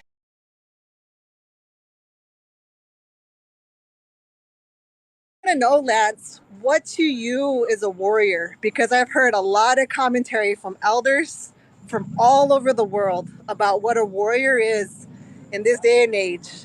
And I just want to know from you what that means. And as a digital caretaker, a fellow digital caretaker, I'm following you because I want to know how you respond to these in different spaces. But that was my 2 cents, and I appreciate the time to come on. Thank you.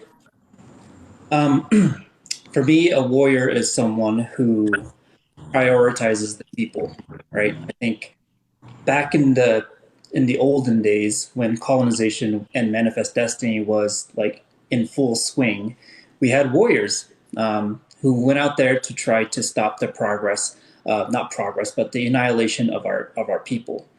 And so in a modern day context, I still feel that is our responsibility. As a modern Native, as a modern Indian, right? Like I'm trying to utilize my mind and try to attack other ideas, to attack certain perspectives that I don't agree with. And so that is like what I think a warrior is. A warrior is someone who finds a path and despite falling or leading the people in the wrong direction, you know, like that's going to happen. But like I feel like that's me. I feel as a person, like, you know, I grew up in went to school in predominantly white spaces, college, master's program, and I feel like I'm just trying to find a path. And, you know, along the way, I mess up sometimes, and I'm trying really hard to correct my wrongs and do better on a daily basis. And so as a warrior, you know, I'm trying to fortify my mind and my heart in this world that is trying to destroy us. May that be through education, may that be through ceremony, may that be just through personal experience and resiliency. But that is what I think a warrior is for me and what I'm trying to emulate. Thank you. Thanks for coming in.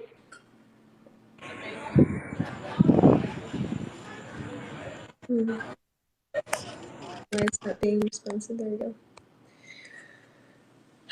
Okay, so we've been on for 2 hours. We were going to leave this at 2 hours because this is hard. Yeah, I just wanted to expand on that too.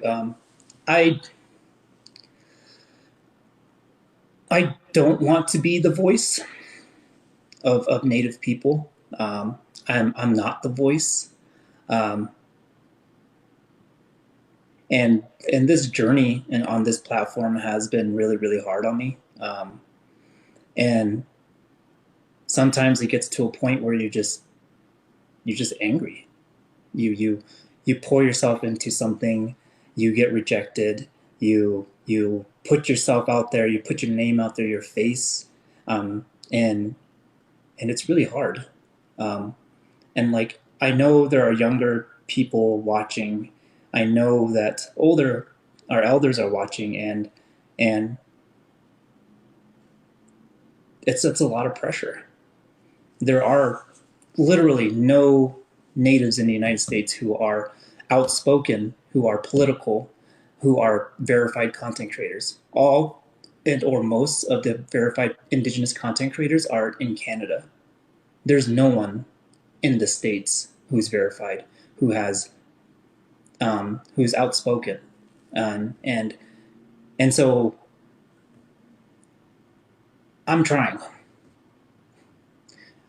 really hard to navigate this space, and knowing that like I represent my people and my parents and my clan, you know, but it's really hard. Like this past week, we were just stressed and our anxiety levels were too high, and we were trying to figure out how to move forward or if we should move forward. And just really driving in and diving into these conversations with one another, and not being able to put this down because people know him in the world. We attended a wedding and a staff person at that wedding violated the privacy of really everybody at that event by posting pictures of him at my friend's wedding. And put me in danger. And put the people at that wedding in danger. Of saying, you know, this is where this person is right now.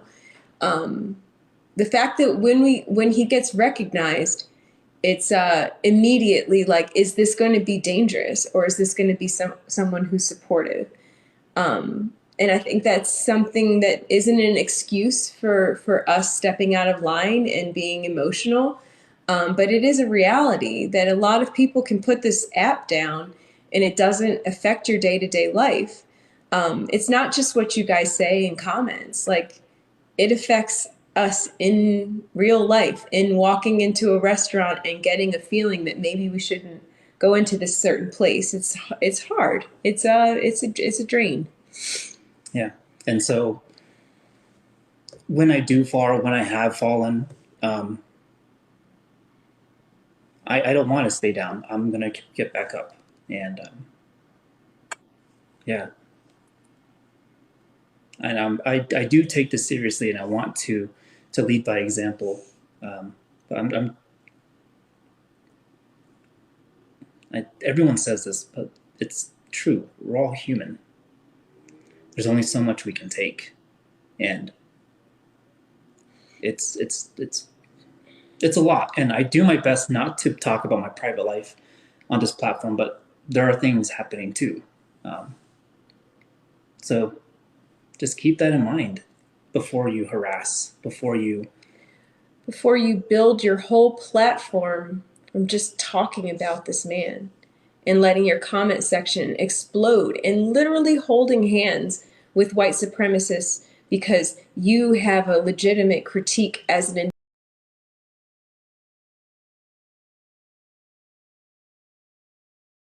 but you are getting gassed up by people who wish us all dead.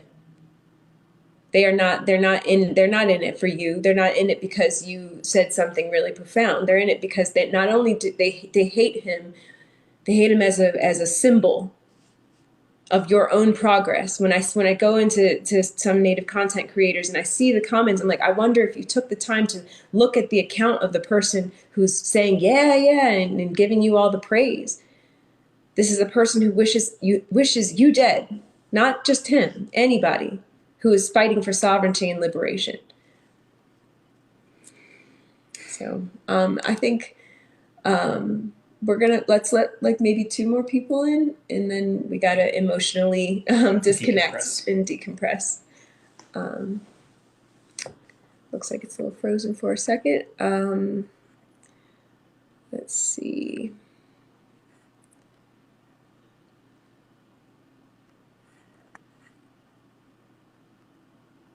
I'm glitching out a little bit. Yeah, it's slow for some reason. Yeah, I mean, could be my battery is dying. Yeah, 801 Tonka.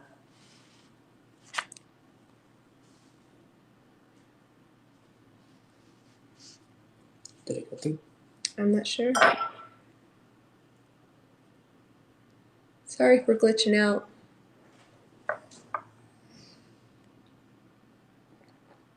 So 801 Tonka, when we let you in, if you could there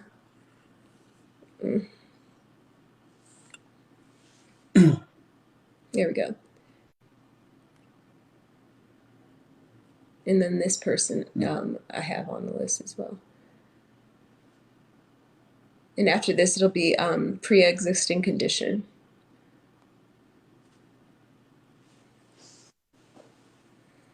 Hey, how you guys doing? Good, thank you. So, I just wanted to share my thoughts and feelings on this towards you, Lance. I believe your last name is Sosi. Mm-hmm. I wanted to know how come it took you so long to respond back to the Native community. So let me get where I'm trying to get to. You hurt a lot of people with your words, whether you meant to or you didn't. It did hurt. And as a Native man, I come to you as a Native man and hope you come to me as a Native man as well. Our responsibilities are to our people. And our main responsibilities is to our women and our children. And you hurt a lot of people with your words. It didn't affect me because I don't identify as a white passing Native. But one thing I do understand is that our words carry a lot of weight behind it. And seeing how much the community was hurt, and by all means, don't think I'm trying to blame you for anything. The way I understand our people, because I'm a ceremonial man. As a matter of fact, I'm going into Sundance this Friday. But our responsibility to our people is to heal them. And if we're the ones who are indirect, are the ones who are causing the pain, then we should be the ones to fix it and as quickly as possible. And I don't understand why you waited so long to do this live, or even if you plan on making any videos or what. But I was just wondering what took so long, because a lot of people were hurt, and those are our brothers and sisters, our children. And I was wondering if you can explain that to me or to us. Yeah. So our schedules were really crazy. And when all of this went down, we were in 2 different states, like literal states. And the whole time we were just trying to comfort one another. And like, I wasn't in a good headspace. Neither was she. And I'm in the process I'm a very private person, but massive life transitions that are happening for me right now. And I can take responsibility for that silence and saying that I know that this is what's needed right now. But if you don't hold space for me in this really, really difficult time, this difficult transition, it will just make me feel like your priority is more social media than it is real life. Yeah, a lot happening for both of us, and particularly a big, massive life transition for me. And so I can blame me. I'm not going to blame you. And like I was mentioning earlier, like, yeah, like I'm sorry I hurt a lot of people.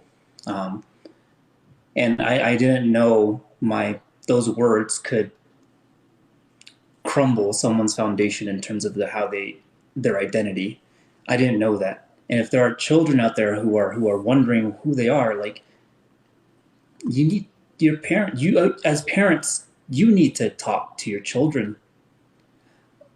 I know, like, there are young ones who follow me, but my page is for 18-plus-year-old people. Like, and like, these things that I'm talking about are very complex. They're like, I'm exposing myself to racist people, and those kids see that, and I don't want them to see that.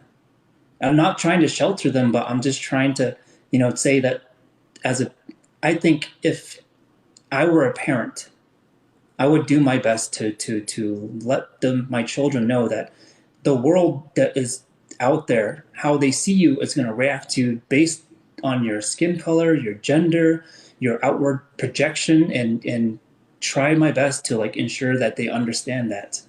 And yeah, I wanted to come out and address this, but I wasn't in a good headspace. Like, and we needed to hunker down and try to figure some stuff out too with like life stuff. And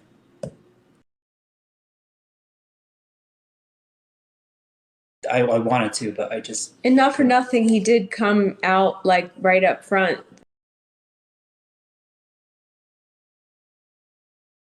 With the sense of urgency that seemed appropriate at the time.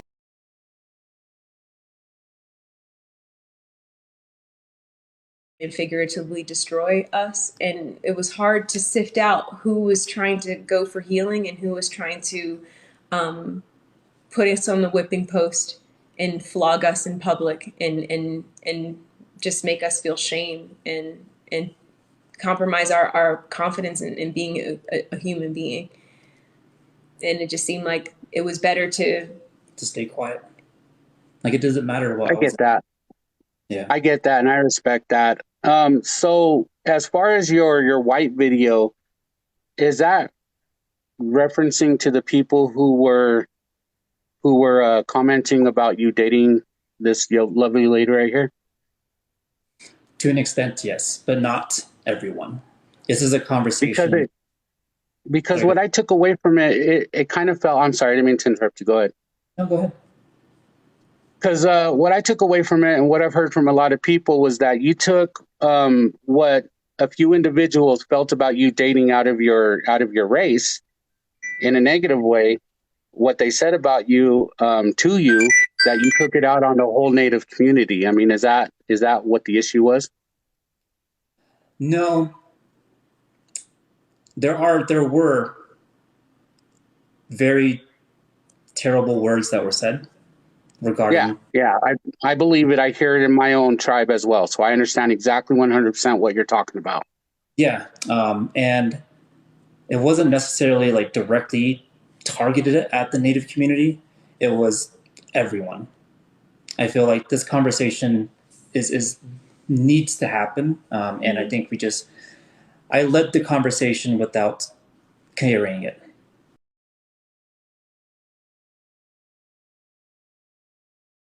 Responsibility for that. It wasn't fair for me to just let it burn, and yeah, it was not okay. Definitely not okay. So going on from here and into the future, all the people who disagree with you or cast you away or whatever, have you completely turned your back on them? No. I'm still going to fight. I'm still going to talk about white supremacy and how we need to challenge it. If they want to not listen to me, that's entirely up to them. You know, I'm going to continue on with the work that I wanted to put out there. And yeah, I'm not done talking about what I want to talk about. Okay, because I really do appreciate you, and I kind of see where you're coming from.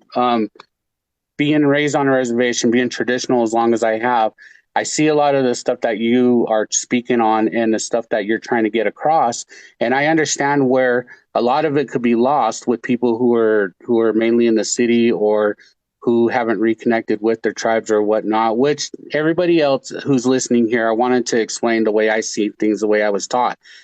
You are always going to be a reconnecting Native, no matter what. Like me, I've been doing my traditional ways since I was 18 and I'm 43 now. And, you know, I've been a sundancer for 20 plus years and whatnot. I'm still reconnecting because unless I know every single song from my tribe, every single way we pray, every single way we do our ceremonies, if I don't know all that, then I'm still reconnecting. So everybody out there who is feeling bad because they're reconnecting and they're not reaching their goals, just understand that from the chief of the tribe down to a person who just barely got their lineage or know what their tribe they're from or whatnot, we're all still reconnecting. So I wanted to tell you, I don't know if you've seen my video that I did on yours, but I feel bad that everybody is trying to counsel you because that's not our ways. It's not, as Indigenous people, when somebody messes up, and I'm not saying that you messed up, but what I'm saying is if somebody feels like somebody messed up, it's not our ways as Native individuals to just cast them away for good. Everybody's only human and they're allowed to make mistakes. And if, you know, people see that you did something wrong that hurt them and you try to make amends to it, there's no reason why they should not consider you a brother. You know what I mean? I really feel for you, and I really feel for everything that you're going through, even though I do agree a lot with the community on as far as your words being inappropriate.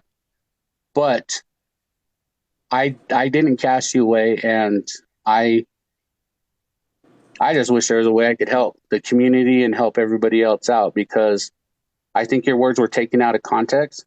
And I think a lot of people felt like you personally attacked them. And those are the people who we need to reach out, because there's a reason why. And I think it stems from before you. I think it stems from other people telling them that just because they're light, they're not considered indigenous, they're not considered native and whatnot. So I think those are the people that we need to really talk to, because that's our future. Those are our people who are going to be holding the native names down when we pass away. You understand what I mean? I do. So I had a couple questions that I just wanted to ask you, and I asked you that, and you clarified it. I like to get the word from the horse's mouth, and then go from there. But I do appreciate you. I do love what you do for the Native community, and I hope you continue on it. And I hope you don't take anything that anybody ever says to you personally regarding your race or your relationship or whatnot, because that's not our ways. So, but I want to tell you guys thank you, and thank you for clarifying everything to me and to the rest of us who are watching. Thank you. Thank you. So, thank you. Have a good night. Night. Okay. All right.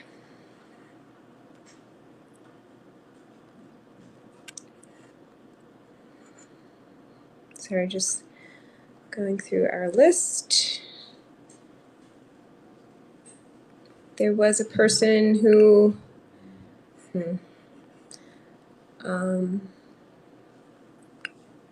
pre-existing condition, that's right. Okay, pre-existing condition, which actually, do you mind? We're gonna, because she posted. Anupia.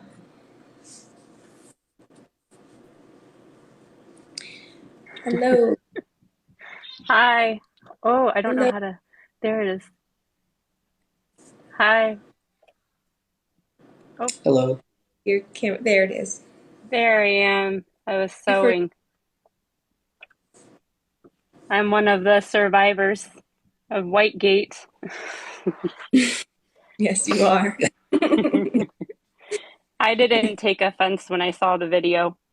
And that's primarily because of some of the things that I talk about on my own page about growing up in a family that half of it is white and the other half is native.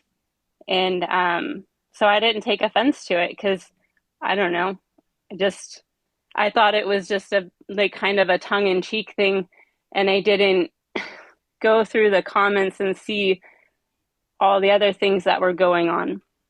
But I have nothing negative to say, except I appreciate that it was a good opportunity to talk about these things, because I really feel like these are things that should be talked about.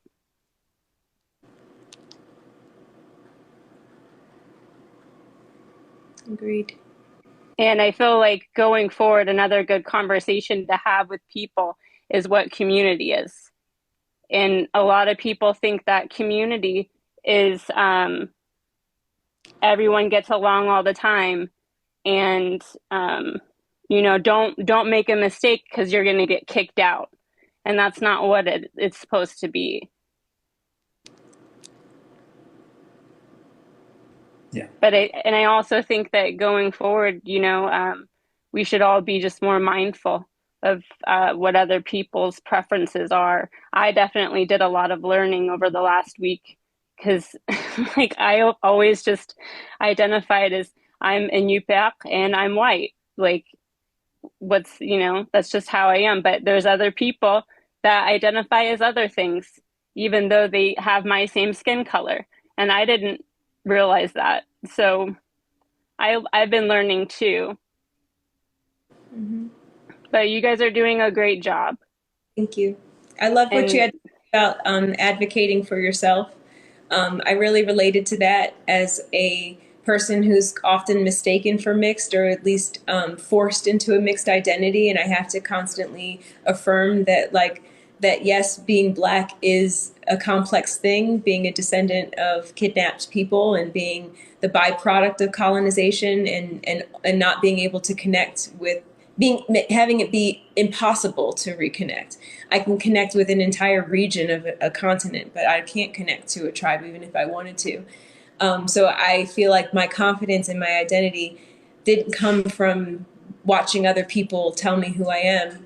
It came from me advocating for myself, and that really resonated with me, even though our experiences are so incredibly different. yeah, my confidence in who I am comes out of fear.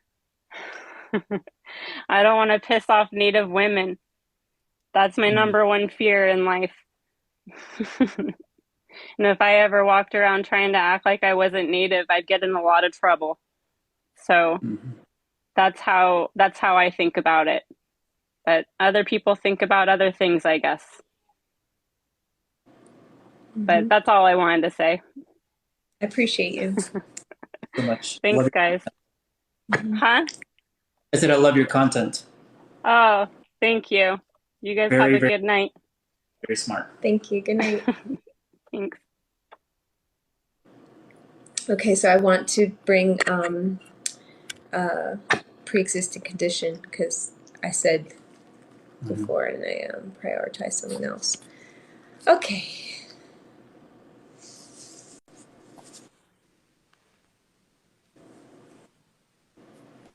Hi. Hello. Sorry. I'm really terrified of public speaking, and this feels like public speaking. So I wrote my stuff down. So I hope you don't mind if I'm just reading. Not at all. Okay, thank you. I actually wasn't initially going to join this live because I was pretty angry, to be totally honest. And I didn't want to come into this live angry. I wanted to get my point across in a calm, graceful manner. I'm not sure that that's going to happen, but I'm going to try. Okay, so I just want to start off stating that white assumed, that's what I refer to myself as, white assumed people benefit from white privilege, 100%. We benefit from white privilege. I do not have the same experiences that visibly Black and brown people do. Whew, I'm nervous. So I'm not going to tell you my stories of trauma because I absolutely understand what you said, Ms. Jones, who is someone who is not my friend, someone I'm not sharing stories with, that you do not need to make space for me when you experience trauma that my mother does, but I never will when I go out into the world. So I'm not going to share any of that. Has no space here. The issue that I had with your initial video is I thought there was nuance missing, which you've acknowledged, but the reason I did decide to come into the live today, my God, like seriously, I hate the nuance that I thought it needed has not been discussed. So that's why I wanted to come into the live. The nuance that I think is missing from the conversation has actually already been happening for years within a number of communities and education for people who appear white. I've been part of those conversations. I went to a predominantly Black high school for a little while, and I learned the historical meaning of white passing. And those conversations that I had about that with my friends was A, don't say that. So I never used that term. And B, how I couldn't because of my culture. And so because of that, I want to give you a little bit of personal history. My mother's family is Sikh, or Sikh is the actual way to say it, Americanized. And there are many theories as to why Sikhs don't cut their hair. But the reason I grew up with was Sikh pride. And what my mom told me is that men don't cut their hair so they can't rip off their turban. And Lance, you spoke to this earlier. Lance, modern warrior, don't know. They can't rip their turban off and hide who they are. So for me, being referred to as white passing was antithetical to my culture, but I do want to acknowledge that there are nuances in that terminology and reasoning behind why people did what they did. And I've done videos on that terminology. The white presenting conversation.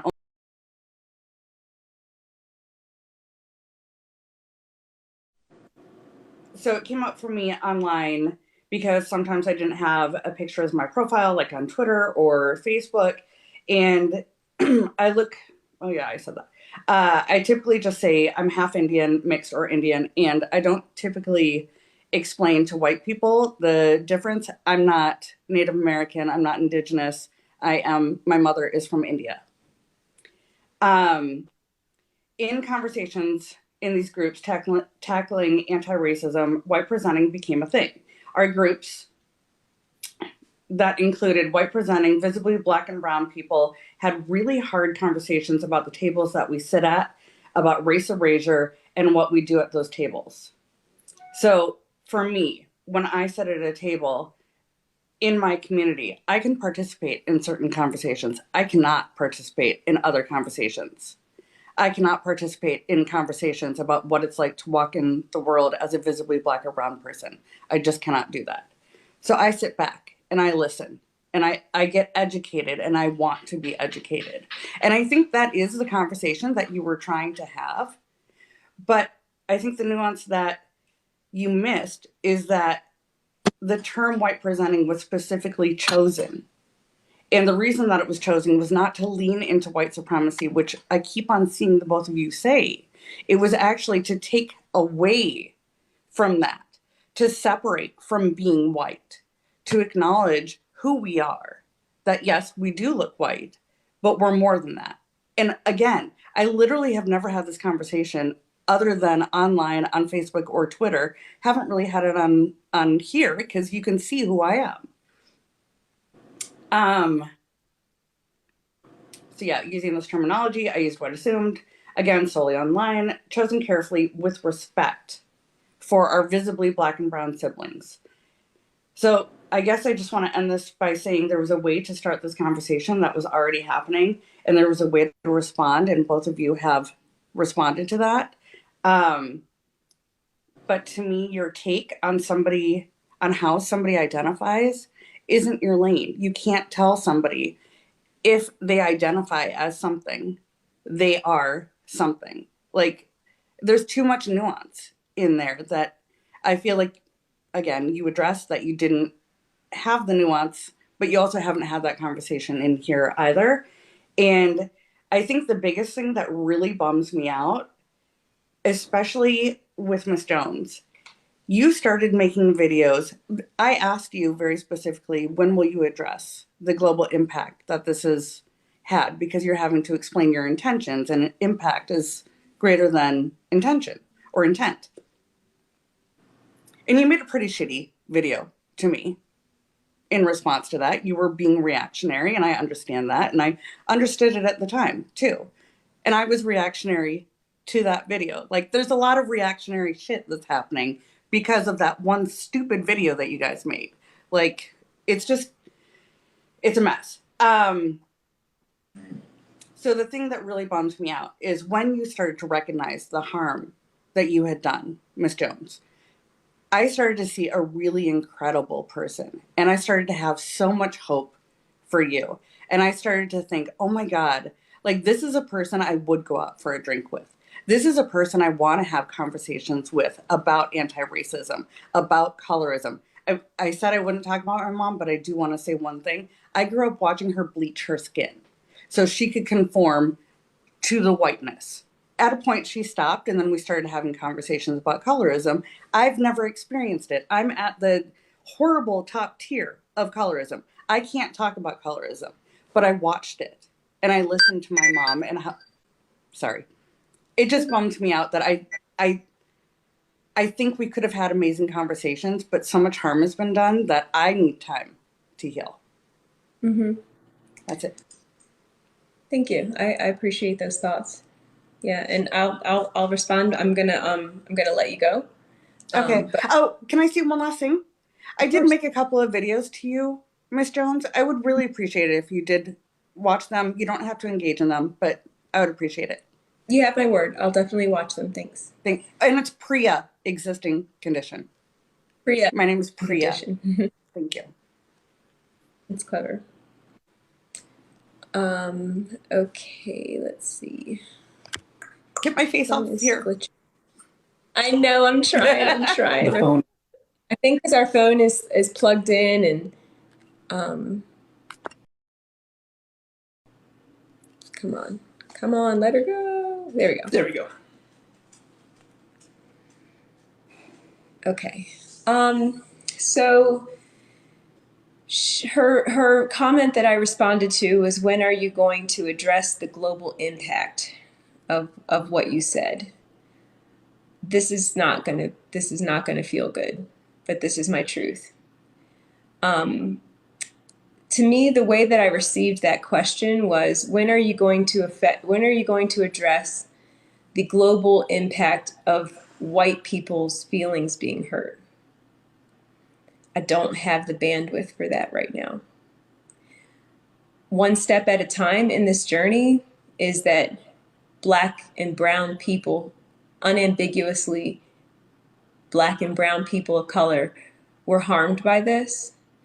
I wish that I had the maturity, the emotional capacity, and the mental wherewithal to make space for white people being sad about things that I said. And at this point in my journey, I don't have that kind of space. So I do prioritize people who have the same lived experience as me. And I think there are plenty. We have seen by the reaction to this video, the global hug that was given to you. And I acknowledge that I'm the reason why you needed that hug. I will engage you in good discourse, and that can happen over libations.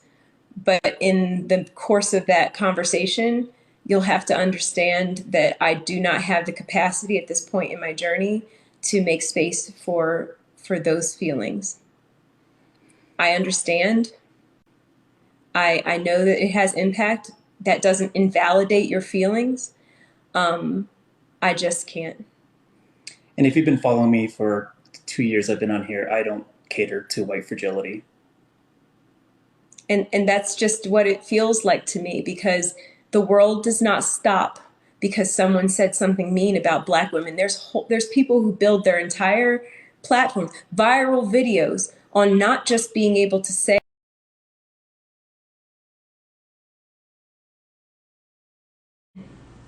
all the things they hate about Black women. And when we make videos about that, we're told to just shut up. When we say you are appropriating our look while hating how we look, there's no space held for me. So I don't want to make it a tit for tat thing, but you have a hug around the world and people wiping the tears off your face and telling you how valid you are. And I have millions of people telling me to shut the fuck up. So I'm sorry, I don't have the capacity to tend to white feelings. And my response to you was, when are we going to discuss the global impact of propping white people up as the voices of our marginalized communities and movements? The global impact of making space for whiteness while excluding Black people who have the exact same story, which is my percentage is this and my percentage is that. My response to you, while snarky and mean and unnecessary, I still stand by. I will be able to make space for white people's hurt feelings when I see more space made for Black and brown people's hurt feelings, particularly Black women, and particularly and especially Black trans women who are left out of all of the marginalized, the conversations about people on the margin. That is a human being that exists on more intersections than any of us. And when I see just a little bit more advocacy and care, then I feel like I will start to be like, you know what, let me make some space for people who get to just be comfortable walking into an all-white room without all the eyes darting to them. It's just my reality, and I wish that it wasn't like that, but that's the way that it is. Yep.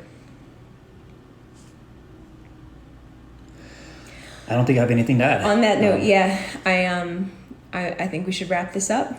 And yeah. To the Indigenous community,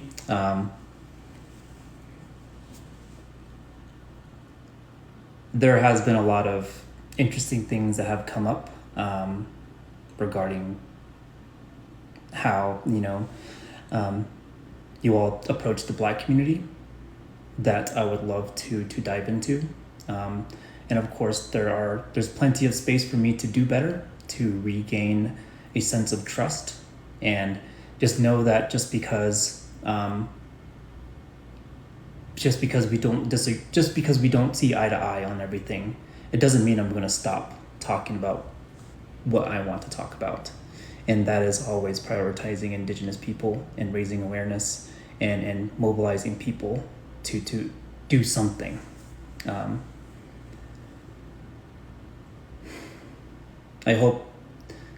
My ultimate hope is that we find a way to heal.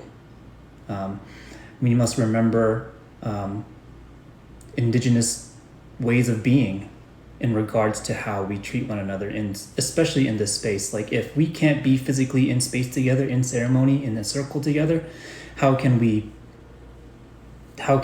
communicate effectively? How can we honor our traditional ways in a modern world? And this was what we were trying to do by opening up this space, and I hope to continuously work on that. Mm-hmm. So with that, we're gonna call it a night. So please take care, stay safe, and this conversation is gonna keep going. Yep. All right. Bye, guys.